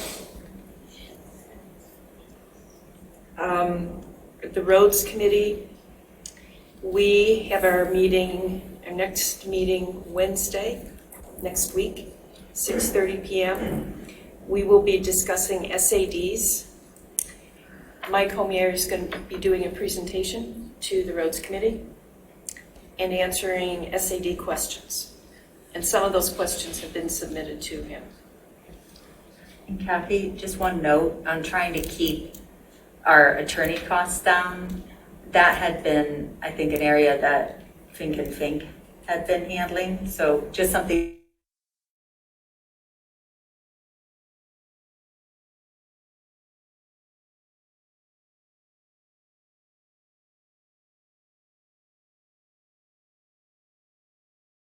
And myself, and the decision was made then for Mike to be involved going forward on the SAD issue. Okay. So that's December 2nd, just to be clear, the date, right?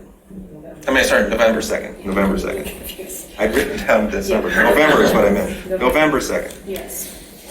Okay. Okay, there has been an SAD meeting at the Township Hall scheduled for Park Ridge residents who want information on improving Park Ridge. And that is scheduled for November 16th in the evening here at Township Hall. That's it. Okay. Thank you. Well, we already covered the topic that I was planning to talk about in my report, just to mention that we're moving forward with scheduling working sessions, and we will also include in that scheduling communication the administrator's proposal to use MMS. I won't get into a back and forth about some of the things that were said in the clerk's report. I think, in fact, that's probably better left to the litigation and just leaving that outside of our discussions here. So that brings us to the end of I did reports. have a question about scheduling. I thought we were going to try to schedule our working sessions tonight. Well, I think in the interest of communication and saving time, rather than having everyone look at their calendars right now, I mean, if people can send me dates ahead of time that they would either prefer or that they would prefer not to meet, that might help me in terms of putting together kind of a poll to send out to everyone, but I think that's a more effective use of everyone's time. There's a great little application out there that called Calendly, where you can just send it out and everybody just picks their dates, and it'll just tell you the dates that all work for everybody. What's the application? I think it's called Calendly. I'm not familiar with it. Yeah, it's And then we Great should little just application. confirm that by a vote at the next board meeting. Yeah. Because working sessions can be called only by the majority of the board, so they're not going to be special meetings called by the supervisor. So you can, Well, I'd like to gather as much information yeah, as I exactly, can and have to some inform dates that our work. decision. Yeah. That's fine. Will, I have a question though. Right now, and I know I've raised this to you, I think, 3 or 4 times and have been uncomfortable with your answer today, is you've discussed the idea of having a special meeting on Tuesday, November 1st. So the 2 ways the board can have a special meeting is the board majority calls it or the supervisor calls it. The supervisor hasn't called it yet, but we have called 4 public hearings, which requires a quorum of us to be present for in order to hear the public hearings. To take any action, say on those road SAD public hearings, so 4 public hearings plus at least 4 actions related to the road SADs, we would need a special meeting called in order to take actions on those. So that special meeting hasn't been called yet. Will has said he's going to call a special meeting for a particular purpose. But the particular purpose, he said he isn't going to know what the particular purpose is until tomorrow. And Will, I'm wondering if you could, instead of waiting till tomorrow, just state on the record what the purpose of the special meeting on November 1st will be.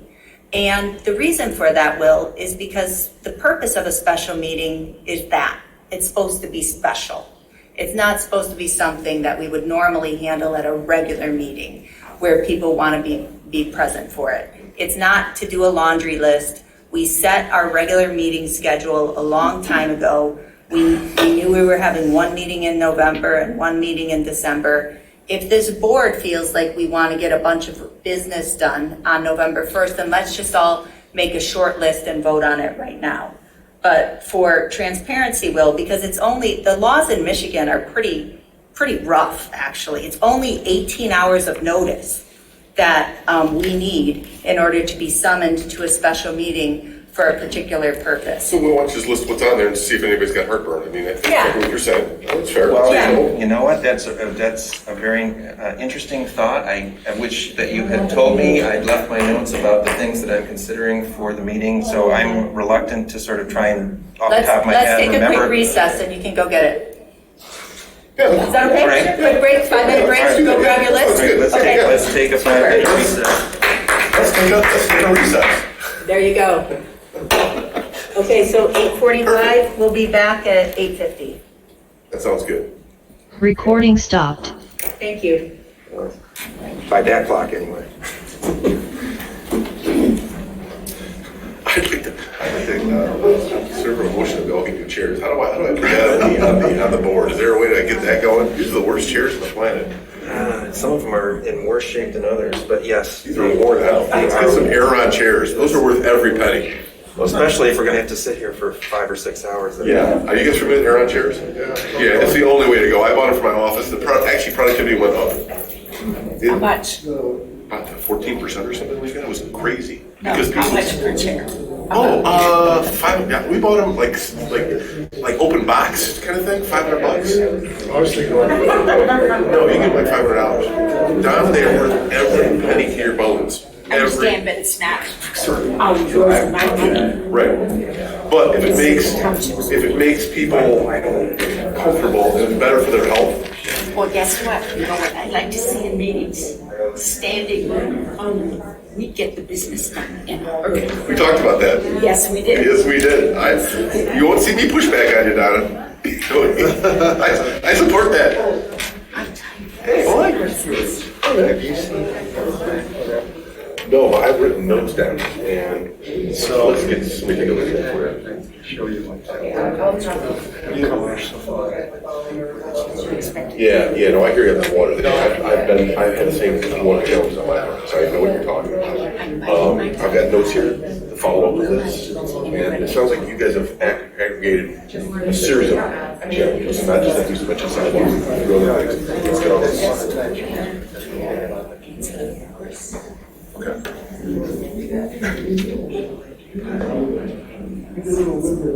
My water table basically is no problem there. I'm kind of curious why it's not all Yeah, but you got hydrostatic pressure against that wall. You got all that water taking down that drain. I know it all works. I know. Yeah, I'm very familiar with that. I think that's something that could come in, and you know, it's only Tuesday. No, so like your own. That means that water's gonna get with their water on your property. It's not gonna wait until like 20 hours before. And all the cement, the driveways, all, you're telling me, believe me, I've done this, I understand. No, I've got notes that and we're gonna make an action for it, so I'm not gonna. Maybe that time was Let's set. just hear you and ignore you. I'm gonna call the. Emergencies that come up, and do we have time to Some more things around, get an understanding of the process. And we will, the least remember. special meetings you have? I think the better it is.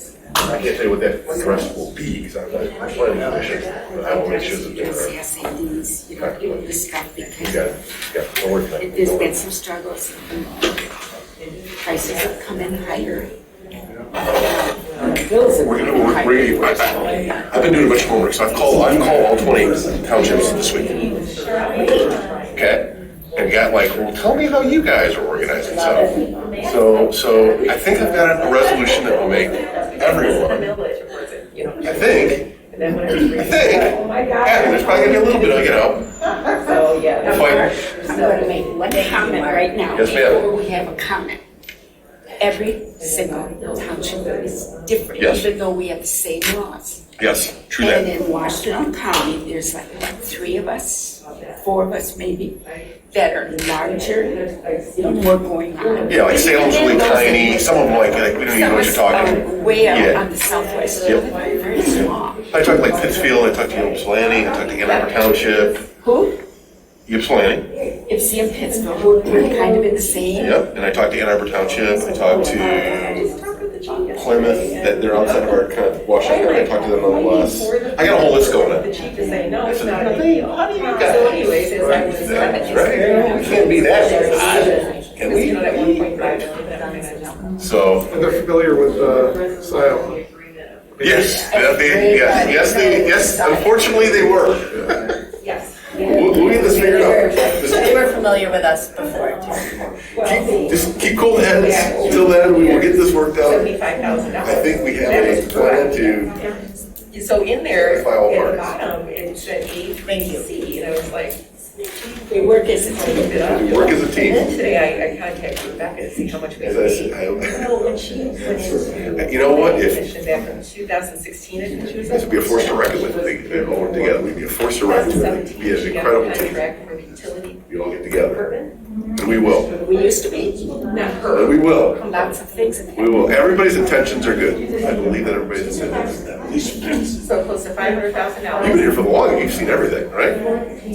How long, down, 30? So I'm going to. Since 87. All right, I gotta do some math on that. That's She more than doesn't like 30. it when you say There's everything. no bids, then this is. 37, That makes it look good. There were no bids. 35. All right, seen a lot. I enjoyed the job. Man, Silo must have been 35 years ago. Silo must have been tiny, like how many houses here? There was, I mean, it was beginning to move Jackson Road. Projects together, but they should have. We had to put the water in because of the Gelman, and there was some contamination. Yeah, I don't know either. And That's of why. course, the sewer, that had already gone in. So our next. And once you put sewer in, I'm trying to remember, we had, who is the guy's name, you know, so we're in, I thought we were doing the C. Lawful Liberty, they had the crazy guy. who had You said something. I know, I talked about agreeing to have working sessions and. Before it went out of business. Given Remember it went out of that business, trying to it's schedule called something multiple green. and also this other thing that. Before it was called Polo Fields, it was something called something else. Putting out some kind of scheduling memo. I'm willing to. Remember, it was defunct. Remember, it went belly up, and all the houses remained. You think that would help? Like, some were half built. Oh, yeah, because you could have bought a house there for like $75,000. So it was, and still, no, Everyone please take your seats again, please.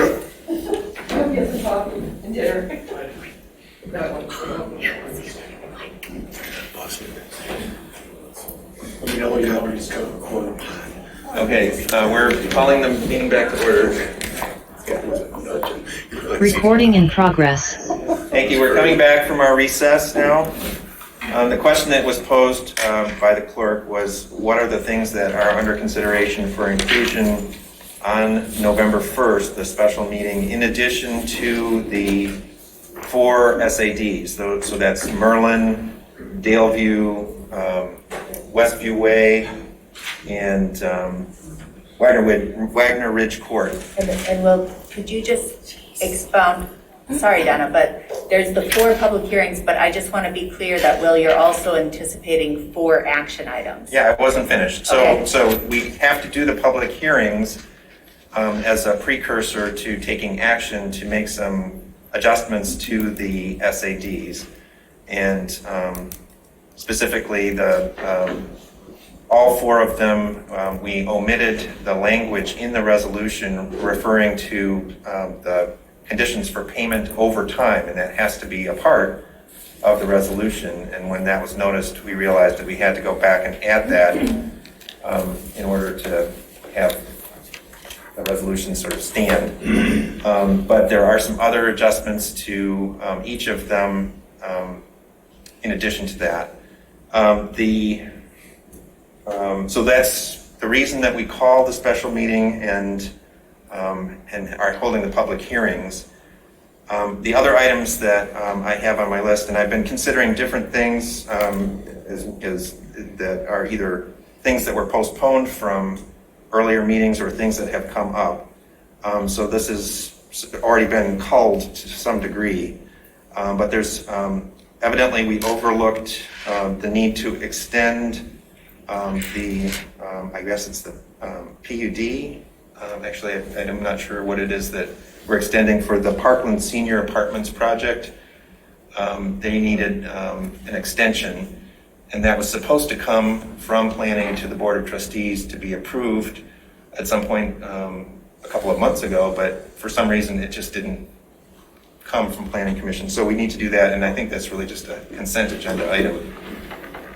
And then the other thing is there's an allocation of CDBG funds that are Scio Township, sort of allocated to Scio Township through the county. And there's a proposal to allocate those to Alpha House, and I think that is probably also another consent agenda item. The biggest additional item I would like to put on the agenda for the first is the East Delhi private road.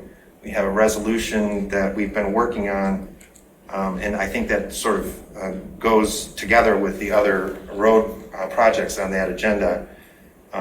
This is something that's been pending for some time. I think once the board takes action, then the different parties can sort of move on to whatever their next steps are. I expect that it will probably come back to the board at some point later, but I think it's important to sort of move that along. Well, I worked on that with Jim Fink. I know. I attended all those meetings. I was very involved with it. It doesn't make sense to put it on the agenda for a meeting that you know I will not be present at. Well, it was not my intention to exclude you, but I understand that. So we'll just take that one off and wait till she gets back. Yeah, Take that one off. wait 2 weeks. It's been almost a year. Yeah, It's been 10 months. No, makes complete sense. Well, let's just yank that one off. All right, okay. Well, those are the only other items that I have that I was considering putting on the agenda for November 1st. Okay, is everybody else good with that? Yeah, I'm fine with that. I would say though, if the Parkland Senior Apartments and CDBG are just simple consent and they can wait, just put them on the next one. But either way is fine. I mean, it's just, we have a regular meeting on November 15th. Yeah. So. Yeah. Okay. Well, I don't know what the urgency is. My sense is that because we have sort of overlooked it, there is some urgency Okay. to sort of taking care of that. And if it's just a consent agenda item, it seems simple enough to put it on. Okay. Rather than waiting another 2 weeks. All right, so everyone's good with the That's others? Okay, all right, and we'll hold off on the East Delhi. The intent then will be to place that item on the agenda on the 15th. And that is the meeting that you can attend? At least at this point, yeah, okay. As long as I'm helping. All right, I just want to be careful not to, it was not my intent to exclude you. Okay. All right, so I will put out that meeting notice. I'll finalize that and put that out tomorrow. Great, thank you. So that brings us to our public hearings presentations agenda item. And that is when we will hear from the applicants for the vacant trustee position.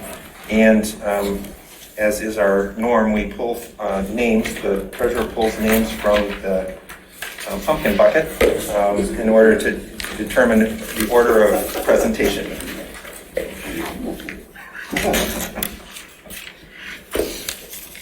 Still should be kernel corn in here. Let's pull all of them and so we can tell people what the order is. So the first speaker is Jeff Jackson, then John Reiser,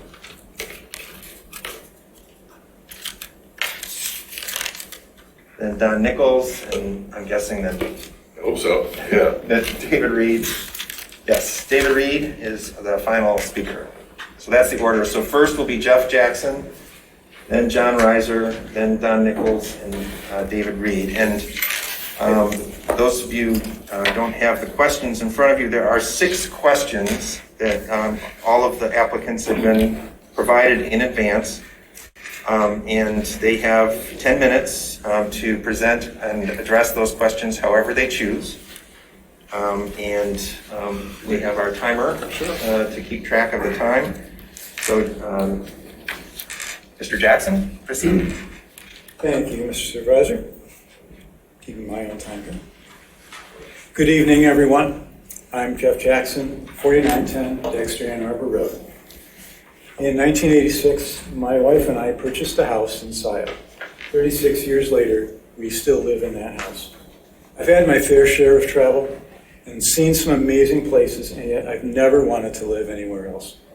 It felt like home even before we moved in, and it remains home today. Having benefited from living here for so many years, I believe it's time to try to give back in some small way by offering to serve as a trustee. How will I contribute? I'll answer by talking about the current challenges I see facing the township and the board, and what I can bring to the table to address them. I'd like to do this at 3 levels. First, the big picture. Our township has changed a lot. I remember Jackson Road west of Zeeb being the boonies. I'm in favor of productive change. People want to live and work here, and we should welcome as many as we can. We have a great balance of prosperous residents and thriving businesses, while many neighborhoods, like mine, retain a rural, laid-back character. As trustee, I would work to maintain that balance. For example, take the proposed developments for the Knights of Columbus property, the Malloy parcel, and west of Zeeb, like was talked about during public comment. Some of this is multi-story and high density. That kind of development has its place. But do we have sufficient emergency response for them? Can the land support water and sewage needs? Can the neighborhood deal with increased traffic? And what do residents who would be their neighbors have to say? I will support only development projects that make sense long-term and that fit the neighborhoods where they are located. I will also bring to the board a deep and passionate interest in sustainability. I joined our Environmental Sustainability Task Force as soon as it was created, and we're working on ways to enhance recycling and introduce community composting of food waste. This year, the board adopted a resolution declaring a climate emergency and directing the Planning Commission to develop a climate action plan by the spring of 2023. This has my full support. Now we need to back up the resolution with actions and resources. As trustee, I will insist on protecting our air and water quality. I will promote waste reduction and to reduce our carbon footprint. For example, I believe new construction should be designed and built with, where possible, sustainable materials, renewable energy, and energy-efficient heating and lighting. And there needs to be responsible disposal of construction waste and leftover materials with recovery and reuse where possible. I applaud our current efforts to increase green space, clean up our watershed, and provide pedestrian-safe access to parks and nature areas. I fully support continuing them. Next, I would like to address some issues related to township government. I want us to remain a general law township, and I believe our current structure can manage effectively, even with additional growth. Of course, there are opportunities for improvement. I'd like to touch on a few I see. Scio Township has traditionally had a full-time manager and finance director. It concerns me these positions are not currently filled, and there appears to be no sense of urgency to fill them. I've served on the board of directors of a large professional society, and their staff included a full-time executive director and chief financial officer. They were present at all board meetings with full reports and available to answer questions. They were considered essential for the society to function properly. As trustee, filling those positions would be at the top of my list. To ask a part-time board, part-time administrator, and support level staff to assume those duties is asking too much. The board needs clear, concise information on township operations, staff needs, and especially a sense of where we are financially.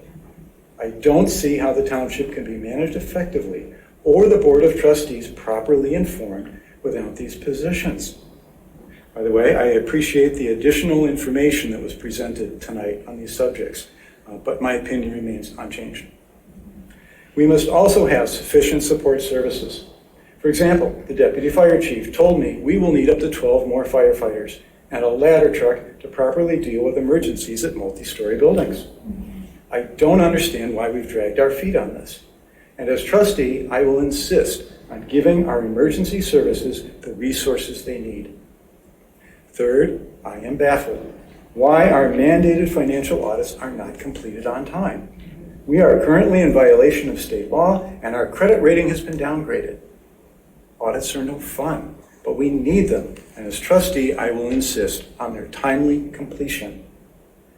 As a management representative in a regulated industry, I was audited many times. What they turn up can be embarrassing. Been there. But we acknowledge the issues, fix them, and use them to improve. The township can and should do the same. Let's clear the air, fix the problems, and restore our credit rating to where it should be. And +1 to Mark's comments on that tonight. And now, I'd like to touch on the dynamics within the Board of Trustees and how I believe I can help. I see two issues needing immediate attention. I've attended or followed board meetings for the past 3 years, so I'm familiar with the internal conflicts. I believe they can be overcome and must be for the board to focus on its rightful role of setting policy and long-term direction. I've been recognized professionally as a patient and thoughtful person who listens and considers all points of view. By nature, I seek consensus in making evidence-based decisions. I know the board will often be divided on the best way to go. That was true during my time on the board, and sometimes discussions were heated, but in the end, we respected the outcome and each other. I don't know how we fix the deep fissures in the current board, but I'm willing to try with everything I have to bring about an acceptable resolution so we can move forward. The other is the fractured relationship with many of our residents. Engaged residents are a tremendous asset. These are folks who take time out of their lives to attend meetings, express their opinions, and volunteer their services because they care. We need their participation, and they need to know they are valued. Unfortunately, the board's attitude toward them has often been dismissal and disrespect. Been there. My own example is the GFL contract process. I know the board may need to make unpopular decisions. As a resident, I don't always get my way. It was the process that angered me. No supporting evidence of the need for a single hauler. A contract hastily thrown together and pushed through with minimal debate. And the valid objections and concerns of the residents ignored. I felt alienated, as did many others. And things have not improved, as have been obvious. I do not excuse disrespectful or disruptive behavior at board meetings. It's unacceptable. But I know whence the frustration comes. We are missing the opportunity to use the energy and passion these people bring for productive activities that benefit our township. It's time to rebuild the relationship. As trustee, I will do my utmost, starting immediately, to reestablish a level of trust in our township government. That begins with open communication, which is lacking at present.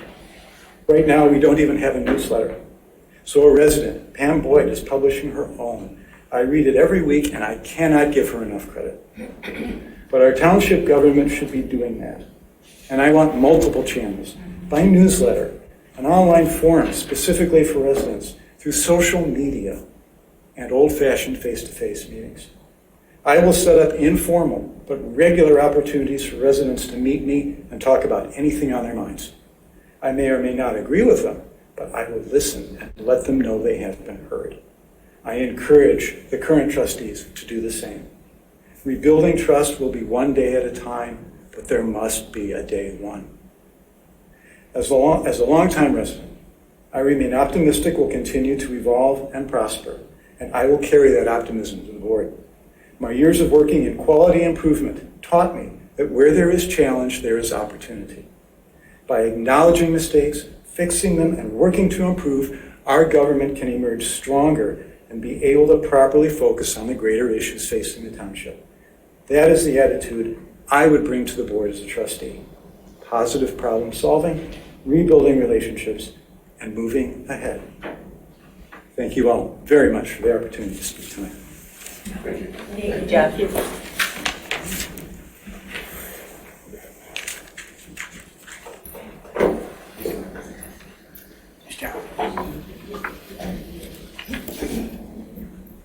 Hello, folks. My name is John Reiser. I live on Abigail Way in the Ravines Homeowners Association.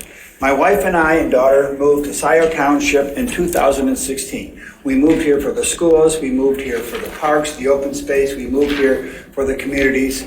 We really like living here, and I want to be part of this Board of Trustees to kind of further my interest in this municipality. Now, I am on the Ravines Homeowners Association, so I'm interested in good local government, but I'm also interested in good county government and good township government, good city government, and just deliberative bodies generally. I was going to start really by answering the questions that you posed. And number one, how do you see your role as trustee through the remainder of the vacated term? How would you help the board to be more effective?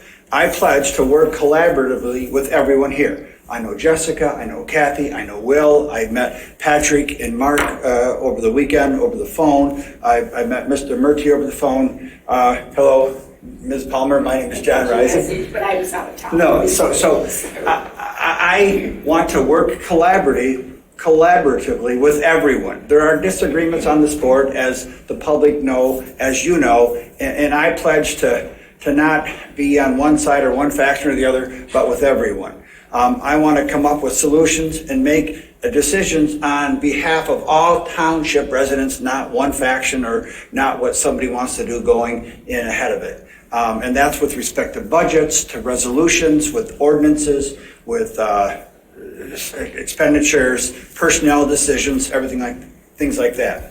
I would help, and then the second part of that two-part question, how would you help the board to be more effective? I would help the board to be more effective by openly listening, keeping an open mind until it comes down to the vote, knowing that, Ms. Flintoff, I'm going to vote against you sometimes, if that's what I think the right thing to do is. And the same for you, Ms. Palmer and Mr. Hathaway. I'm just going to try to keep an open mind, do what's best for the township, because that's what people expect. Now, the second question was, in your opinion, what are the top two or three issues facing Scio Township in 2022, and how will you work to address them? I think discord on the board, including trustee meetings, pending litigation, recall petitions, public outbursts, this rancor, this incivility that I pledge to you I won't be a part of. And if I see it, I'll try to call it out and help put a stop to it to the extent anyone can. I also think an issue is recruiting and retaining key personnel, finance and administration. No disrespect to you, Mr. Murty, but I think stable, permanent, whether it's a supervisor, not supervisor, but manager or administrator, someone who's here for the long term. It could be you, but someone who is here on a non-interim basis, both with respect to finance as well as administrative operations. And the third one is financial stability of the township, developing accurate budgets, keeping to accurate budgets, and when the ship goes askew, how do we right the ship given the authority and finances that we have? So trying to keep our financial house in order, the people expect that. It's number 4, you only asked for 2 or 3, but development. What is development and density going to look like? What is our master plan fit our needs? Do we want tall buildings? Do we want a lot of people together? Or do we want to? That's going to be something that the township is going to have to address as we go forward. Question number 3. How would you represent the interest of all the various constituencies within the township? To the degree that there are competing interests on the Board of Trustees, how would you reach an independent decision? Well, I would seek input from, respect, and listen to what my fellow trustees have to say. I would also value the work and input of this Scio Township's many boards, commissions that we have out there. They do a lot of work on the residents' behalf. They make recommendations, and to listen to and respect that work, I think is something that I pledge to do.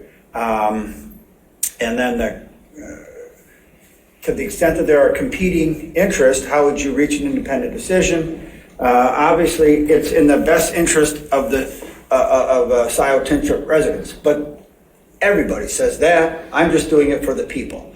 And so I pledge that the decisions that I make, the deliberations that I undertake, will be on behalf of what is best in the interest of the township residents. Now, the fourth question, please describe your understanding of government operations in a general law township. General law township, which is what we are, MCL 41 et sequentia, whereas a charter township is MCL 42, and you guys cite more township ordinances than any township meeting I think I've watched on Zoom or been to in person, but which is your prerogatives. So a general law township is what we are, can have 5, can have 7. A charter township, if you're over 2,000, you can become a charter township. I think there's like 1,200 some townships in Michigan. That's how that works generally, unless you're a city, but even a village is part of a township. And if you're, I think there's like maybe 140 charter townships. In the Washtenaw County, there are townships smaller than us that are charter. Little Augusta Township, I think, is charter, but Ann Arbor is a township. Ann Arbor Township is a charter township. Pittsfield and Ypsi have more than us. They're also charter. I think Superior's charter. It doesn't ask, should we be a charter township or should we be a general law township? I'm surprised that was the question rather than like what's one versus the other. But I'm okay remaining at a general law township unless until there's some clamoring or the need. I don't think people are gonna, what charter townships can protect you from is annexation from the big city to our east, or Dexter, I suppose.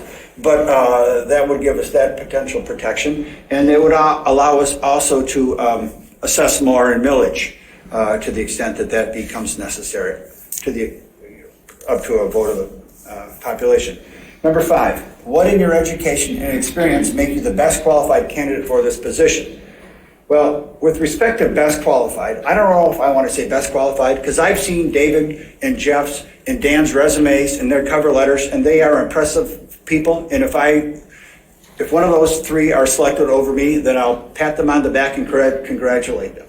But what my experience with respect to in education, I have a bachelor's science degree in business administration. I also have a law degree from the Michigan State Detroit College of Law.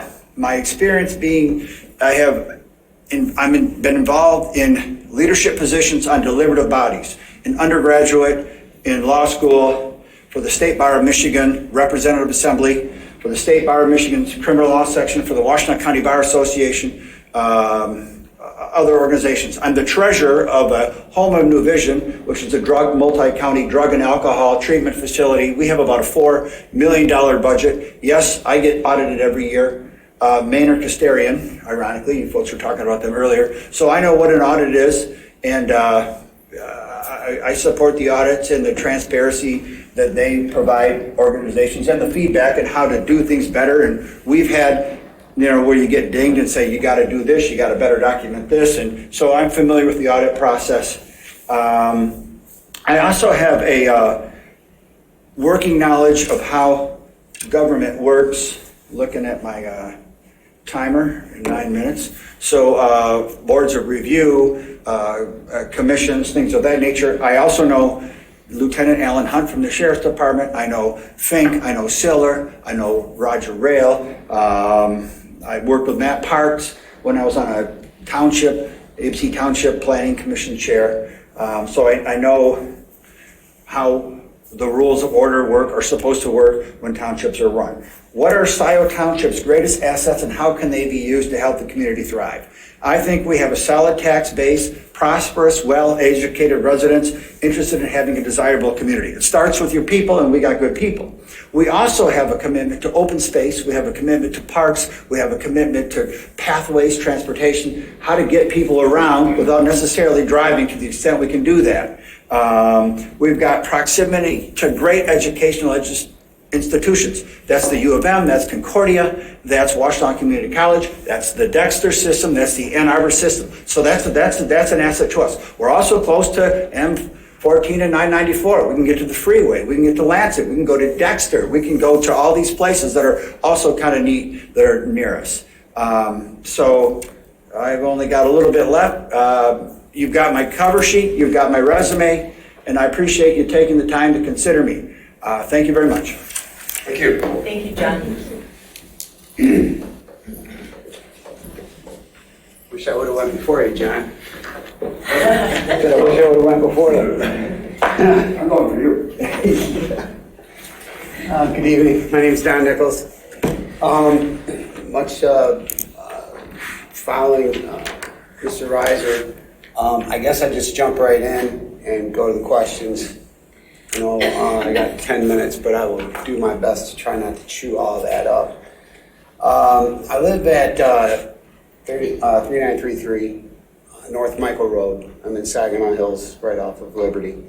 We've been here since 2016, and if you threw a rock on the other side of Wagner, I used to live right there in Ann Arbor. So I've been involved, and my wife, she owned a business downtown Ann Arbor for about 20 years. Sold it right before we moved here so she could do some endeavors in real estate and whatnot in this area as well. Been very connected, living in Washington County pretty much my entire life. Worked for the water department in Ypsilanti Community Utilities Authority. I've been there since September of '98. So I know Mr. Wojanski very well as Scott Martin and those over there. So one of the biggest things I really appreciate about being here is how welcome felt from, and granted, it was just a mile and a half, but I felt like I went into a community that was more open-armed and just genuinely, I felt very comfortable with having my children here and in the neighborhood that I live in. It was a great choice. And I do not regret it, not one bit. A lot of sawdust because we've been through 2 houses in that neighborhood, but it's a remarkable place to live. That being said, my role as a trustee, how do I see it, and how could I help the board? Short and sweet, basically as a point of reference, I prefer to clearly communicate factual outcomes of decision based on factual data that's provided. I'm a guy who has to have raw numbers in front of him. I need to see what you have, give it to me, let me read it. Then I can give you a factual, honest opinion on what I'm looking at. Also, approaching all items as bipartisan and as non-confrontational as possible. Part of what I do is EHS management, is crisis management, it's communication, and it is managing people and kind of calming situations. And I know you all are hearing a lot of that. Everything's calm and dismay and disruption. That's everywhere right now, unfortunately. That is. I'd like to be that conduit or that one person that sits in the middle. Not so much with a striped shirt and a whistle and a flag and you know, refereeing things, but taking in all that aggregate information that comes from that argumentative side of things and saying, hey, look, this is what is actually being said. So if I could be an asset in that regard, then that would be perfect because it's what I do primarily. In my opinion, what are the top 2 or 3 issues facing Scio in 22 and how will you maintain them? Well, how will you work to address them? My number one, Mr. Chesko is on our board and I know he's been involved in Scio for a long time. And I have to tell you, maintaining fire and policing will always be my number one priority. It has always been and always will. I've worked very closely with Washtenaw County Sheriff's Office as long with the LEPC and the area fire departments for many, many years. Great group of guys. There's a great group of guys right down the street here. And I think their building looks great. So the Gelman Sciences cleanup, that debacle that has been going on for years and years and years is atrocious. I'm not going to spend too much time on that, but that is a huge priority, considering I'm on the environmental side of things as well. And live right across the street from it. Fortunately, that plume is not coming over into where our wells are, but the impact that it has on others is remarkable, to say the least. I think it's probably one of the worst issues the state of Michigan, especially this part of Michigan, is facing. And there's only a few, but that one is right up there with them. The single waste hauling, I hear a lot about that. One of the things I see with it, it was meant to be just a single waste hauler, then all of a sudden we bring in composting and everything else, so then now you have more impact on the roads. I would like to understand more the true effects that impact is actually having. What are we actually spending on it? Because I can tell you right now, the other contractors that we had in our neighborhood, their trucks did not leak quarts of oil all over our paved roads. So when it rains and we have weather events and things of that nature, all of that garbage ends up in our waterway, impacts our environment, and quite frankly, it looks like crap, for lack of better terms. I would like to see that looked at and reassessed down the road. I'm not calling anybody out on that decision. To me, that didn't seem like a very good one. The safe walking paths and outdoor recreational areas for residents to utilize within all the boundaries of the township. I believe everybody deserves something like that here. It's a beautiful place. I am blessed to be able to walk out, hang a left, and go into the Scio Preserves, or walk down my boulevard and go into Saginaw Forest.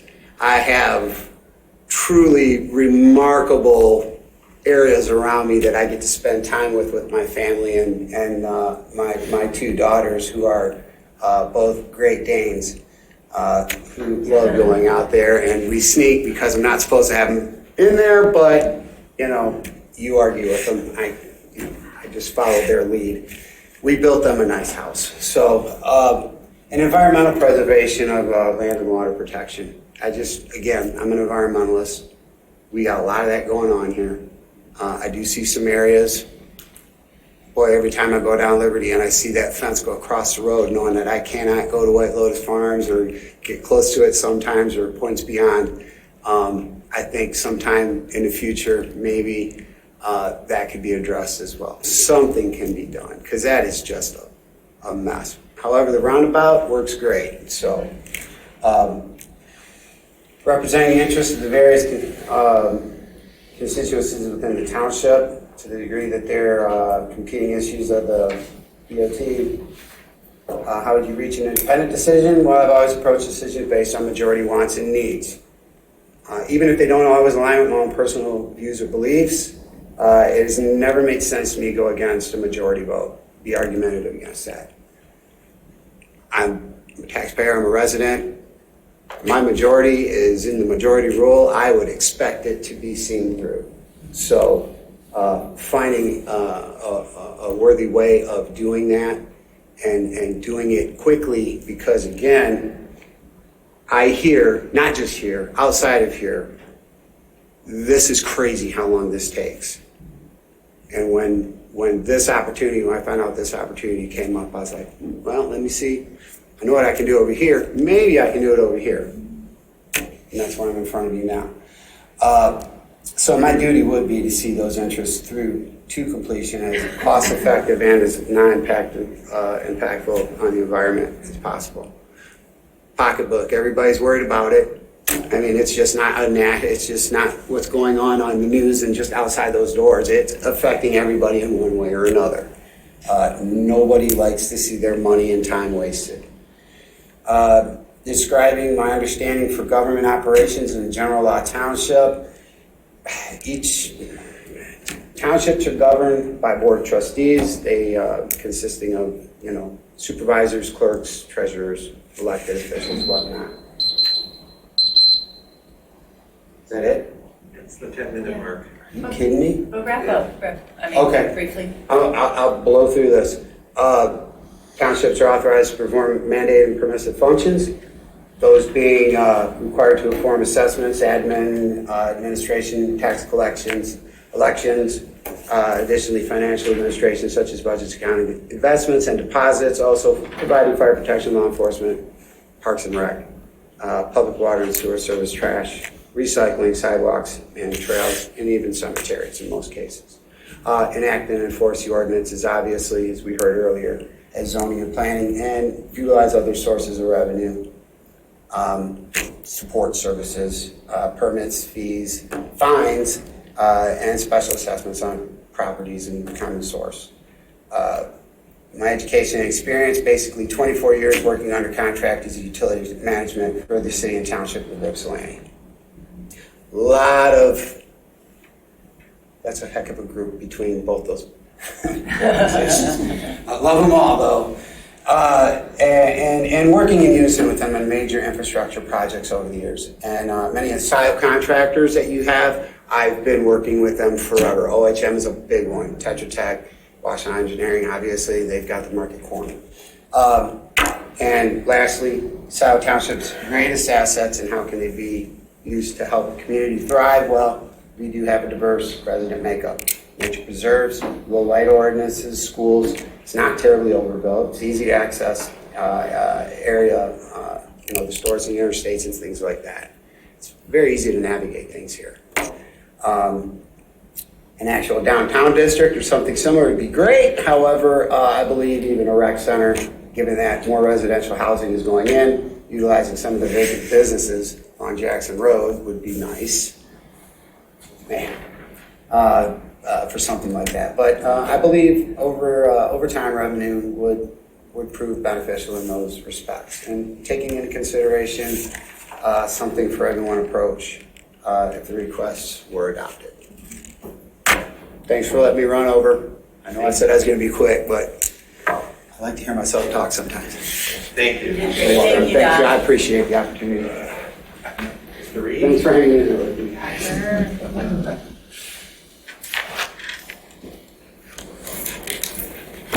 Boy, I don't envy you guys. You got some real talented people here to pick from. So I could sum up what I'm going to say is what they said.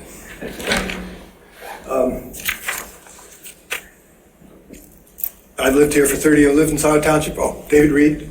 I know you all know me. I've lived in Scio Township for 30 years, and contrary to what some people might say, I am a proponent of conservation. I'm just not a proponent of financial mismanagement, which is why I'm asking that this millage not be passed until when it's as required by law, by the way, because by law you can't renew an SAD until after the last collection, the calendar year after the last collection. So we decided to do it contrary to the law, so I guess we're gonna try for it. But I can just go through these questions as the fellows did. Most of them said pretty much what I was going to say, so I can do it real fast. How would you see your role of trustee? How would you help the board be more effective? Well, I think the most important thing is that all board members have input on decisions made by the board without encumbrance of time limits or the number of times you can speak. And being cut off and being not allowed to finish your statements, not allowed to expand on your ideas is undemocratic and has to stop. And we can get to that in a minute. In your opinion, what are the top 2 or 3 issues? Boy, where do you begin? There are so many. My first priority, if I were on the board, would be to return this board to the structure, responsibilities, and authorities of a standard general law township. And that, I think, is inhibiting our board from working as a team. Second priority, and I think it's already started, but I think we need to move faster on, is to hire a qualified financial director. Without that, we really are just mired in uncontrolled finances, no checks and balances. Third priority would be hire township management staff. Now, whether we hire a manager, an administrator, whatever you call it, or we look at the other model that was proposed a year and a half ago, I don't know. That would be for a board decision. I think we need to look at that again and discuss that. Next thing I would say, we definitely need to perform, have a third party come in and do a 3 to 5 year administrative audit, and we have to have that done. And then the last thing I would push for is the remaining items on Mr. Rowley's list. He's got an 11-page document here, and I think the only thing that we've done on this document is hire a parks director, and it was suggested to be part-time. But we hired a full-time, and no questions, Anna's a great person, but there are other things we need to do as well. Representing the interests of the various constituencies, the people. Most important thing, I think, is to meet with these people. And even more important, to listen to them and bring those issues back to the board. That's both residents and business owners. I think Jeff was saying go out and meet with people. Maybe go to the homeowners association, go to the various, like the Polo Fields Club. I think the Parkland Plaza has various groups that you can meet with. Meet with them, get their issues, bring them back here to the board. And if we can do something about it, let them know. If we can't do something about it, let them know too. Let them know that too as well, and tell them why. I know some, anyway, that's important. To the degree there are competing interests on the board, how would you reach an independent decision? Well, you don't necessarily reach an independent decision. What you do is you discuss, you debate, you negotiate, and you reach consensus. None of that happens on this board today. And that's a huge thing that's missing, is that there is very little, if any, discussion and virtually no concessions. Except, I think tonight, the clerk made a concession on her motion.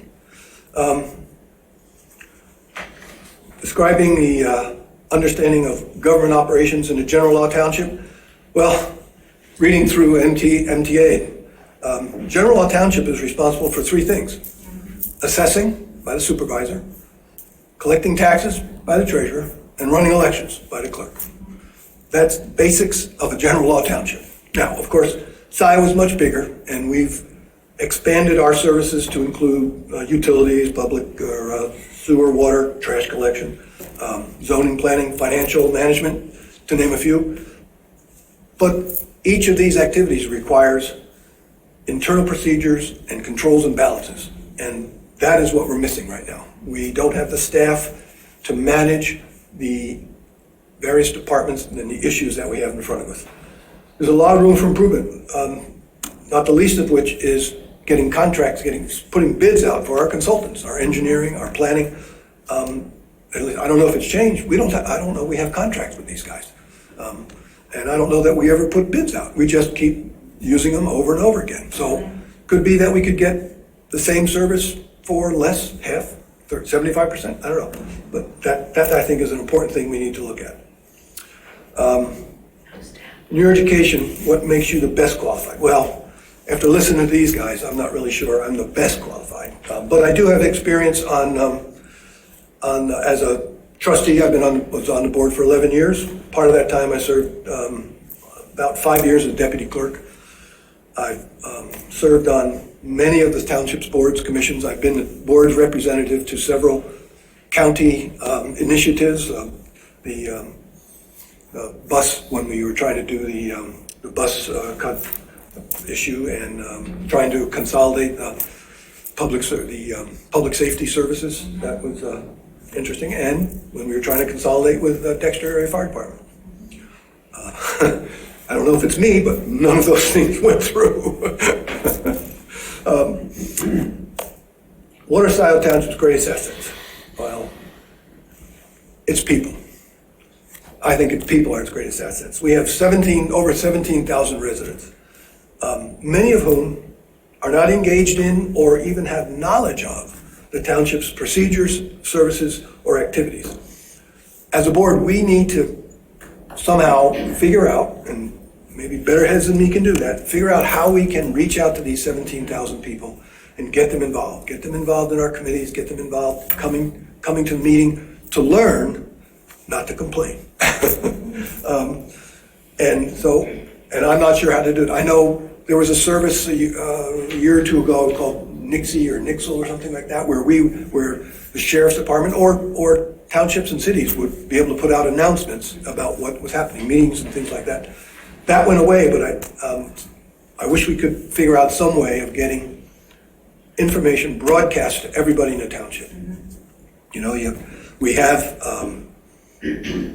I am not a social media advocate. I don't even know how to spell Facebook, but there are social media people, lots of people are involved in social media, so I think we should probably have, rather than somebody to work the Zoom thing, we should have someone who work our technology, a webmaster, or mistress, if you want to call it that. I'm not sure what a female webmaster would be called, but someone to control or update daily, certainly weekly, our website and keep it active. And that, through that person, we could probably reach out and get involved, get the township, get the residents involved in the township. I just want to say, Anna is, I mentioned Anna earlier. I think she's a good addition to the township administration. She has finally done what I've been trying to do for years, and she's put together a team of people to actually start working on the trails, and she brought a team of people out on, I think it was last Friday, when it was raining, to collect seed from my prairie and to use at Liberty Farm. And so she was out there again with Rita Clinthorne today collecting more seed. So I think she's going to be a good addition to the board or to the township. So, like I said, I think you guys have a tough decision if you are allowed to debate as mentioned in your on the agenda. And not the word debate, was it? But if you are actually allowed to discuss the four of us, I think you have a hard decision in front of you. So, but thank you. Thank you, David. That concludes the presentations. That brings us to unfinished business. We have none. That brings us to new business, which is to deliberate and appoint a trustee to the Board of Trustees. And we agreed earlier that we would commence, I think, our discussion with a straw poll. This idea actually sort of bubbled up from a couple of different trustees, and I think it's an excellent way of sort of taking a temperature, sort of where we're at to start the discussion, with the understanding that we're starting the discussion. We're doing this to sort of see where our thinking is at, and then we're going to talk. And Mark, you are the person who sort of first approached me with this idea. And just for the fact I didn't know any other way to do it, right? I mean, that's the only thing that kind of made any kind of logical sense. So you had to kind of do some kind of initial cut, for lack of a better term, and then we kind of deliberate on from 4 to 2, I guess, and then we talk about the 2, and then we make a decision and vote. Does that agree? Everybody sounds good? I think that's the process that we have. And we will deliberate. Right. Okay. Yeah, 100%. Oh, yeah. So I guess if we start it that way, the straw poll would be who, you got to have, I guess, a stack rank of 1 and 2 Okay. each individual. And you can give your reasons for why you want to do that, because I think we can all say all 4 of these candidates would be great candidates. I mean, I'm comfortable saying that. We pulled out the whiteboard because it's going to be a little tricky. We thought that would be a visual aid. Yeah, so we'll write down the stack rank. So I guess we'll start with Kathy, with you. You just want our rankings and then we'll discuss reasons later. Yeah. Okay. Yeah, I think we're gonna have to. Yeah. I think it's the only way to. Okay. So what do I we? have stick. Just to be clear, you want our first person that we would choose first and our person that we would choose second? Yes. Okay. Just first and second for right now, because I don't think we can go. Let's see how close we get there. And if that doesn't work, we'll have to go beyond first and second. Okay. Without talking about my rationale at this point, I want to thank everybody, but my number 1 choice would be David Reed.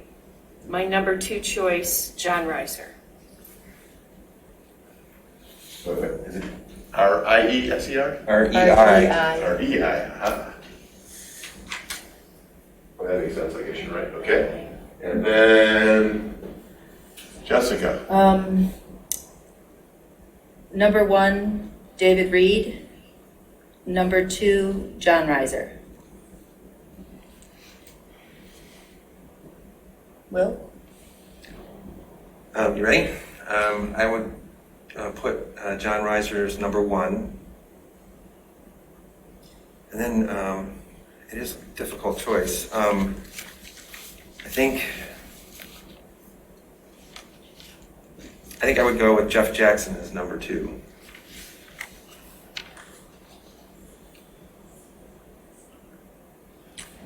Number 1 for me would be Jeff Jackson. And number 2 would be John Reiser. My vote, my number 1 would be John Reiser, and Jeff Jackson, number 2. And B. Mine would first be Nichols, and then I would do Jackson as second. So what have we got here as a score? We've got Reed for 1, 2 so far, right? Do I have that right? Yep. So let's do it here. Reed has 2, Reiser has 1, 2, 3, 4, 5, right? I told you I have terrible handwriting, I wasn't lying yet. Jackson Has 4. has 4, you got that right? Has 4, and Nichols has 1. Do I have that correct? That's Everybody correct. agree with that statement? Yep. Okay, so at this junction, I guess now down to these two. And now we can have an open discussion on those two candidates. Is that, we have Jackson and Reiser, who've gone from 5 to 4. Yeah, if we all agree that everybody gets their first or second choice. Yeah. Everybody good with that so far? Okay. So now now let's openly have a debate on these two candidates. Is that how we're doing this? Yeah, I believe so. So, what, Trustee Knoll, you were ready to share some thoughts. Why don't we start with you? Okay. On the two candidates. Yes. Okay. Well, both of these candidates would be excellent choices. I know both of them. I was impressed with John Reiser's presentation, his comments. He seems to have a good working knowledge of the township, the current board, the issues that this board is facing. He seems to have a no-nonsense approach to dealing with the discord on the current board, and I think that could serve us well. Okay. He brings an extensive amount of experience with his experience as prosecuting attorney, more than 20 years, as I recall, and his current experience as a municipal attorney with the city of Ann Arbor.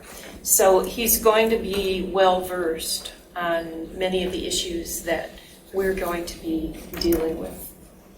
He seems to be thoughtful. He wants to seek consensus.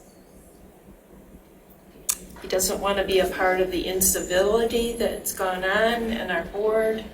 And I think those attributes are positive at this time. In terms of Jeff, I have known him for a while also. He has a very thoughtful approach. He would seek consensus. He is knowledgeable about township issues. He's knowledgeable about GFL and the problems that ensued with that process. Most people refer to it as the trash fiasco. And it was. So I was impressed with his grasp of what's going on currently here in the township. I would agree with the comment he wants us to remain a general law township. I happen to agree with that. And he talked about timely completion of audits. I mean, he takes a very common sense approach to dealing with some of the issues that we're dealing with right now. So of the two, I would support John as my number one choice. But Jeff is also an excellent choice. So I have no qualms with either candidate. They're both outstanding.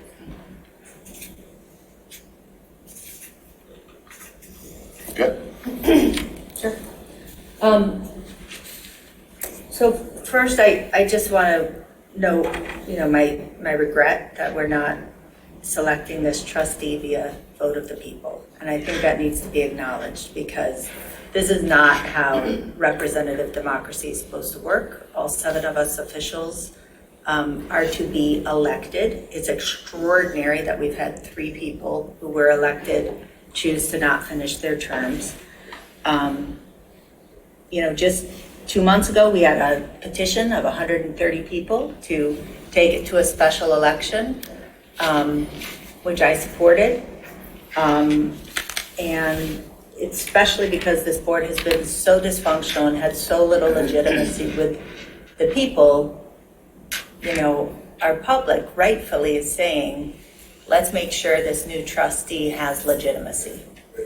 And with that, I'll say 2 months ago, I saw the board majority was not on board with that, but we now have 2 and soon to have 3 appointed people of a body that's supposed to have 7 elected. So I want to say I'm open to doing the appointment tonight as long as the process is clear and clean and that our reasons for our decisions are very clear. And this is already going better than the other processes. Yeah.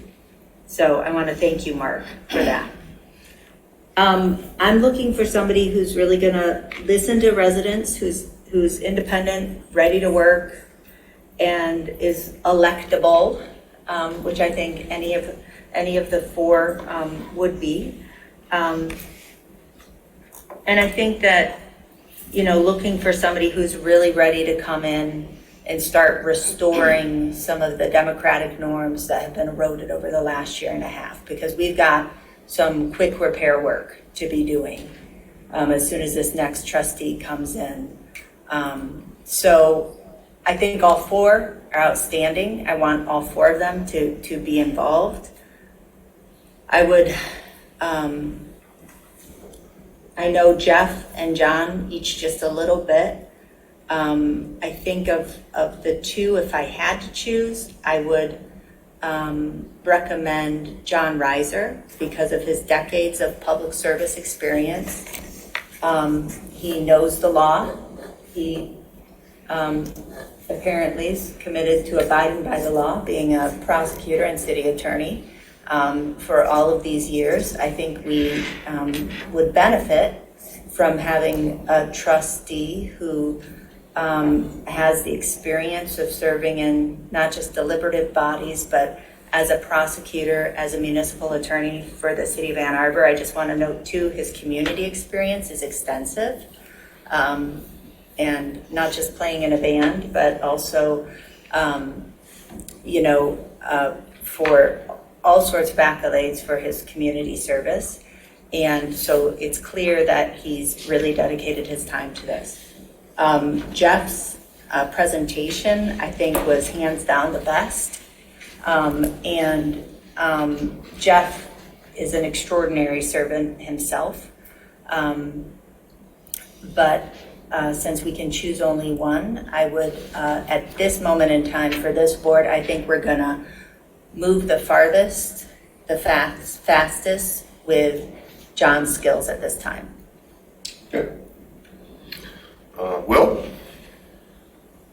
Well, thank you to all of the applicants for putting yourself forward and for taking the time to tell us your thoughts on Scio Township. And I agree. I hope that you all stay engaged. We can only choose one. I think for our purposes, I would go with John Reiser. I think Jeff is, Jeff, you are a wonderful contributor on the Sustainability Task Force. We, I think, met talking about recycling and how to augment the curbside recycling, and I wish that we've been able to have the bandwidth to sort of move that forward. and I still hope that we will find ways to improve our recycling here in Scio Township. I'm excited about the work of the Sustainability Task Force, and I hope that you will keep pushing to make us, to hold us to account for getting that done. But I think that John brings sort of a kind of a complete set of qualifications and experience, and I told a couple of people how I first met John when he came to advocate for filling in the sidewalk gaps in his neighborhood. And I was so impressed with how prepared he was, sort of coming not just with a problem, but with real thoughts about how to solve it and what some of the issues might be in the process of solving it. So really helping the Transportation Alternative Planning Committee to sort of start thinking about working on that project rather than just sort of saying, here's a problem. And it's bearing fruit. I mean, it takes time, but that is a project of the Transportation Alternative Planning Committee. So I think there's an impact there that it wasn't just a momentary impression. I think there's a certain sort of momentum that someone brings when they come that prepared and that articulate to advocate for something. And I think that kind of clarity, that kind of preparation will serve the board well as I think the stance of coming in with a goal of collaborating with everybody, being open to all points of view. I think that is going to help this board. So that's where I would vote at this point. Okay. Tom? It's hard. Yes. Both are qualified, very qualified. But I really liked the way Jeff presented himself, the way he took the points, and having had experience with dealing with some of those challenges. I just liked the way he said, this is what I'll do. I've done this before. And I don't know how to put it all in words. I just like what he said, the way he said it. And I like him, and he's my number one. Okay.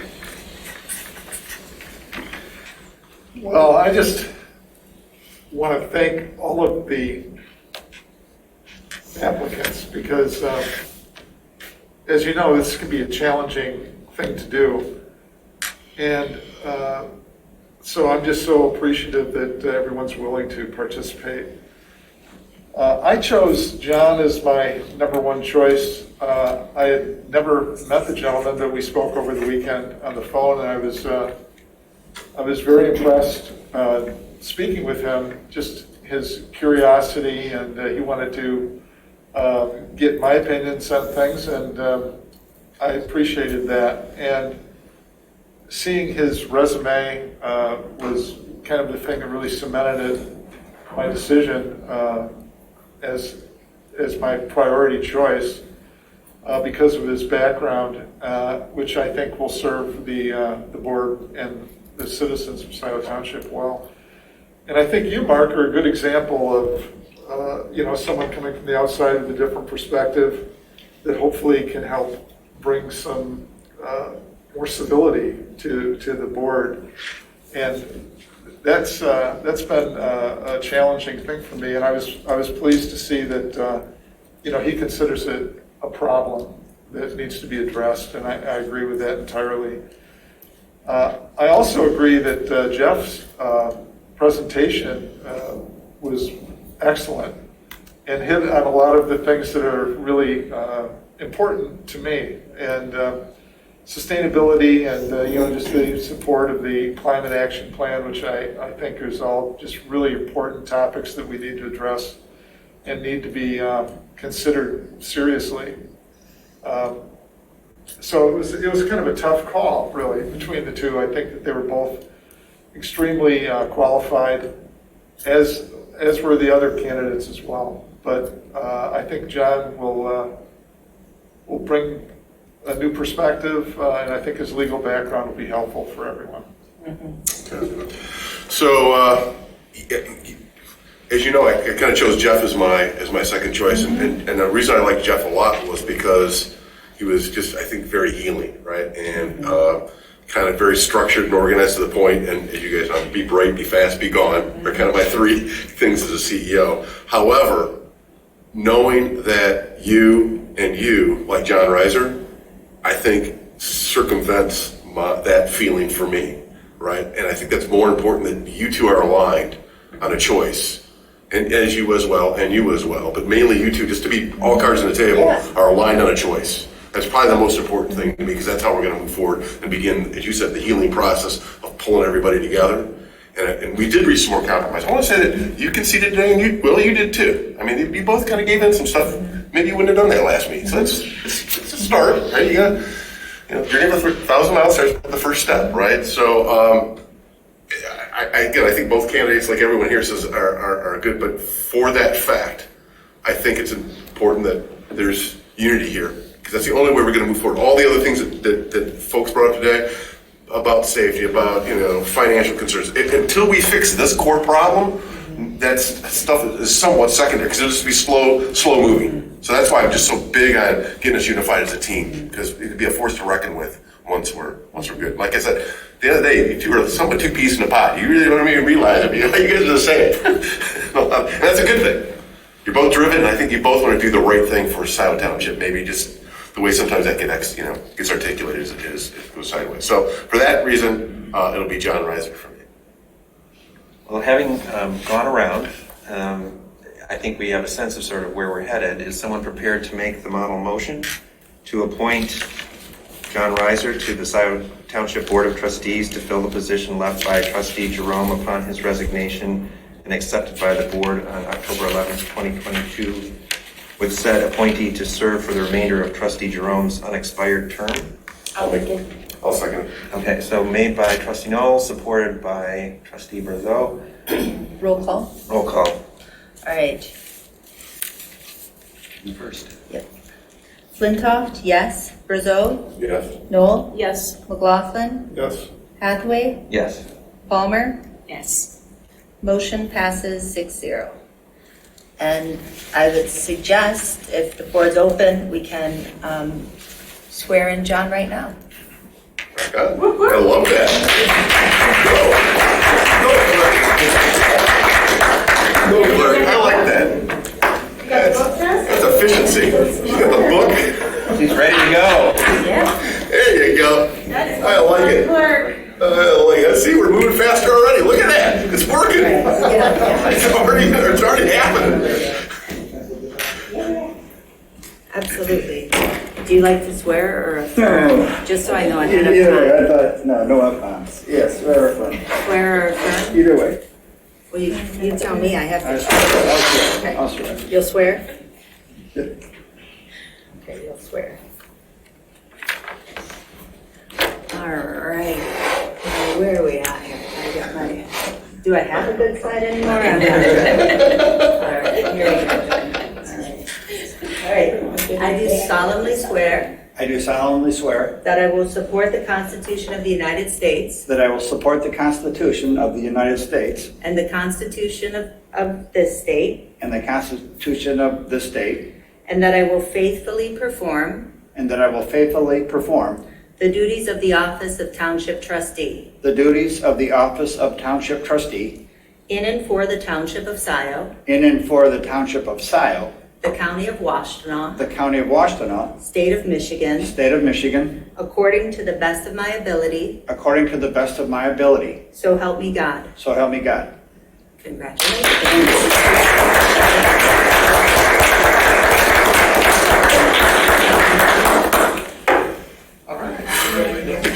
Well, that was really quite something. All right. All We are right. ready to move on, if we You can sit can. up here for public comment now, Yeah, you want to come up and join us for your first meeting? Nobody screamed at You me. need to get a chair. Yeah, let's give him the little chair. We have one chair that's real low. I'm in training. It's like, yeah, it's like the starter chair for starter. I'm gonna start a motion for new chairs. That's one of my initiatives. That action item going. So this brings us to public comment. This is the time for members of the public to speak for up to 3 minutes on any matter under the purview of the Board of Trustees.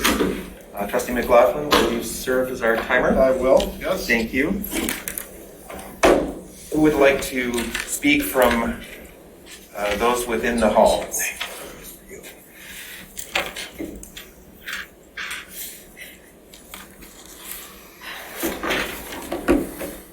Hi, I'm Kathleen Brandt.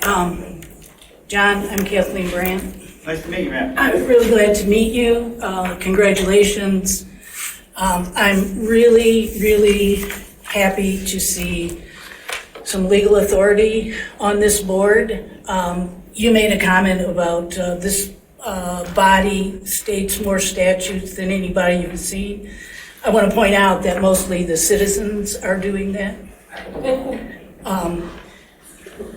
Clerk Flintoff does that a lot. I do it a lot.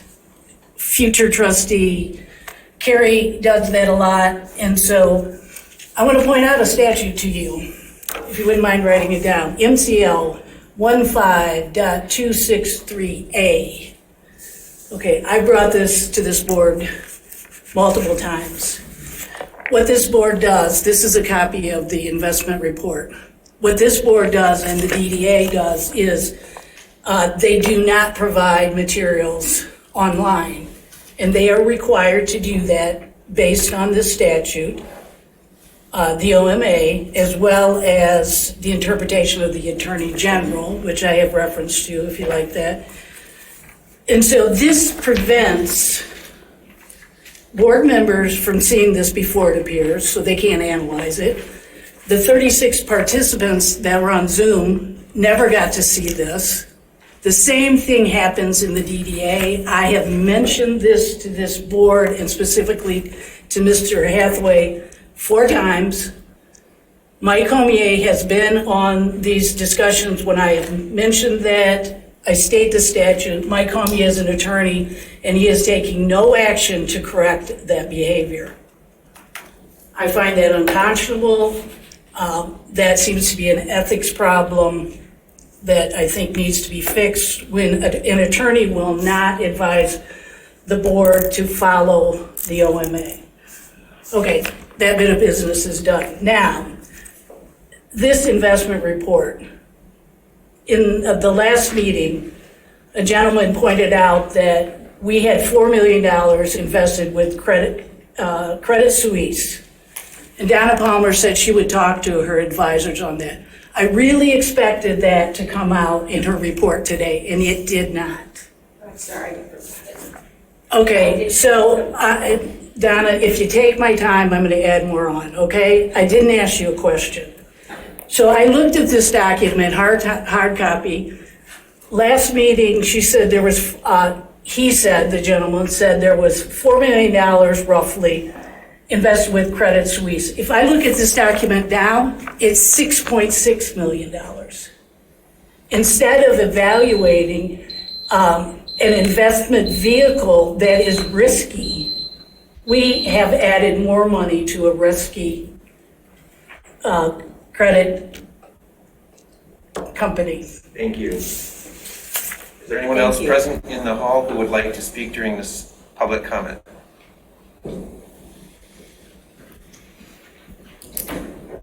Great job. I have never been more proud of this board and how you handled tonight. And I have to say, during this whole process of different people leaving and being appointed and whatnot, elections, and it's been frustrating. And sometimes when we go through hard things, we don't understand, we're angry, frustrated, but things really work out for the best. Tonight, as I was sitting here, and I know Jeff Jackson, I know David Reed, I know John Reiser. I don't know Don. I met him out in the hallway. But I am so glad that I was not appointed. So thank you, Supervisor Hathaway, because this was a really hard job. They are all excellent. Jeff, there's more for you in this township, as you know, and David the same. And I would have been happy and proud to have worked with either one of you. Thank you. Thanks, Jillian. Anyone else present who would like to speak during public comment?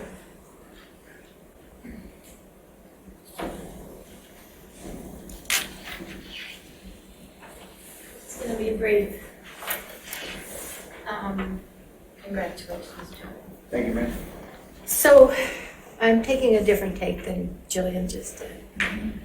I'm glad for the way things turned out. But as a resident for almost 50 years in Scio Township, this board has 3 times now taken away my right to vote for a trustee, snatched that right out from under us.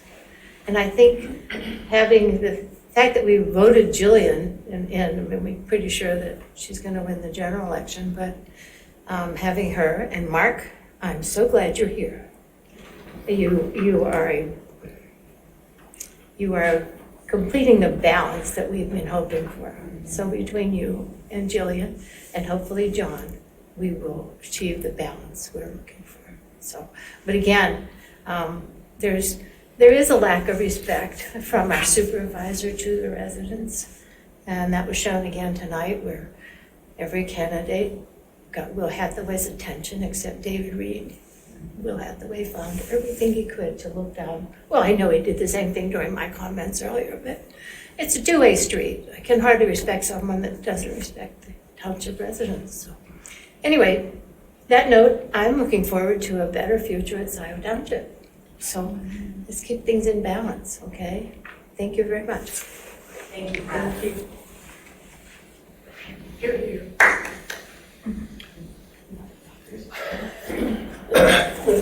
I want to thank Jeff, John, I think he left, especially John. I think this board, no, all due respect, I think this board made the right decision. In my mind this afternoon, I was thinking the board's going to pick John just from his background. So it was no surprise to me that you guys picked him. I have to say I'm heartened by the fact that you guys actually deliberated tonight.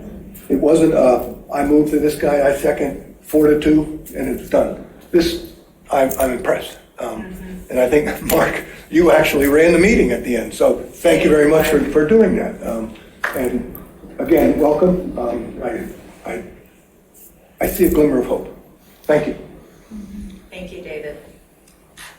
If there's no one else present who would like to speak during public comment, then we'll turn to those participating remotely.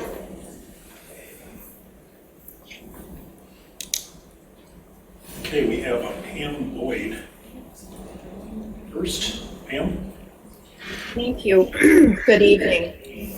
Pam Boyd, a Scio resident and Scio community newsletter writer. Welcome, Trustee Reiser. I hope for good things from you. Trustee Brazeau, thank you for your influence in how that portion of the meeting is run. Sanity breached the previous psychosis of this board. Interim Administrator, Supervisor Hathaway, I will continue to correct you. It is Interim Administrator. The second and last thing, reports written. Reports are not just notes to share amongst yourselves. The board is not your boss, residents are. If you insist on having a written report, please include it in the board packet. Otherwise, you continue to not understand the concept of transparency. Clerk Jessica, could you please email me a copy of that report? Yes. Thank you. That's it. Thank you, Pam. Who's next? See, I have Paula G. Paula, go ahead. Yeah. The one thing is if the millage, and even if the millage does pass or doesn't pass for the parks and preserves, I'm kind of concerned a little bit about merging TAP with the roads, the Parks Committee. There, I think Trustee McLaughlin brought up some of the negatives on that. And then the other thing that I want to say is if the DDA is getting money, taxpayer money, they need to also present reports to the board. And they should also be on Zoom so that those of us who cannot attend their meetings hear what the DDA has accomplished with the money that they're doing. And I'm very happy that we're looking into the financials, and thank Trustee Brazeau for his good communication skills. And I hope you all accomplish a lot in this working committee. And things seem to be improving, and I'm thankful. And I also want to say that I'm sorry that interim administrator lost his father too. But anyway, thank you for the meeting tonight. I think it was productive. Thank you, Paula. Yep.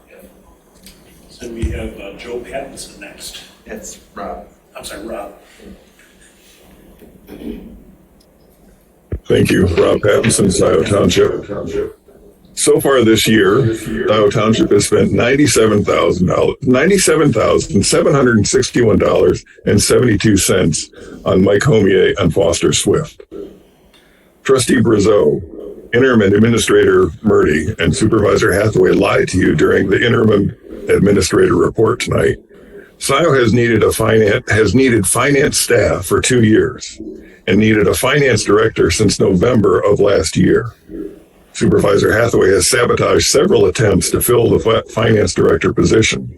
Since May, Interim Administrator Murdy has helped sabotage the process by slow walking the search process. I hope their attempts to distract from their dirty tricks are as obvious to you as they have been to residents.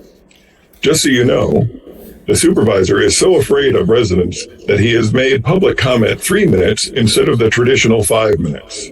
While the supervisor can manipulate the Board of Trustees, he can't do so with public comment. We would give you more examples if we had the traditional 5-minute public comment. Trustee Knoll tonight asked a direct question of the interim administrator, and he refused to answer.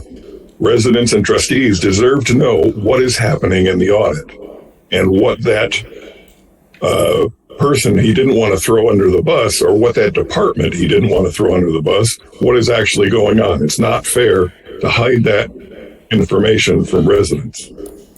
Why isn't the quarterly report in the agenda packet? I remind the board that the accepted norms of checks and balances in governments means that assigning the duties of deputy supervisor and deputy treasurer to one person is an untenable reality in Scio Township. How weak was that explanation about the special meeting?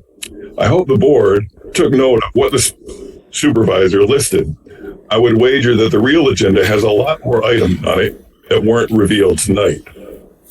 And there we go. Once that list was identified, the real reason for the special meeting on November 1st was to shoehorn through or sneak through the East Delhi Road project while Trustee Knoll wouldn't be there. Thankfully, and primarily due to you, Trustee Brazeau, he got caught. Thank you, Clerk Flintoff and Trustee Brazeau, for that process. Good night. Thank you, Rob. That's it. Is there a motion to adjourn? I just want to note, we have 29 people in attendance on Zoom, so.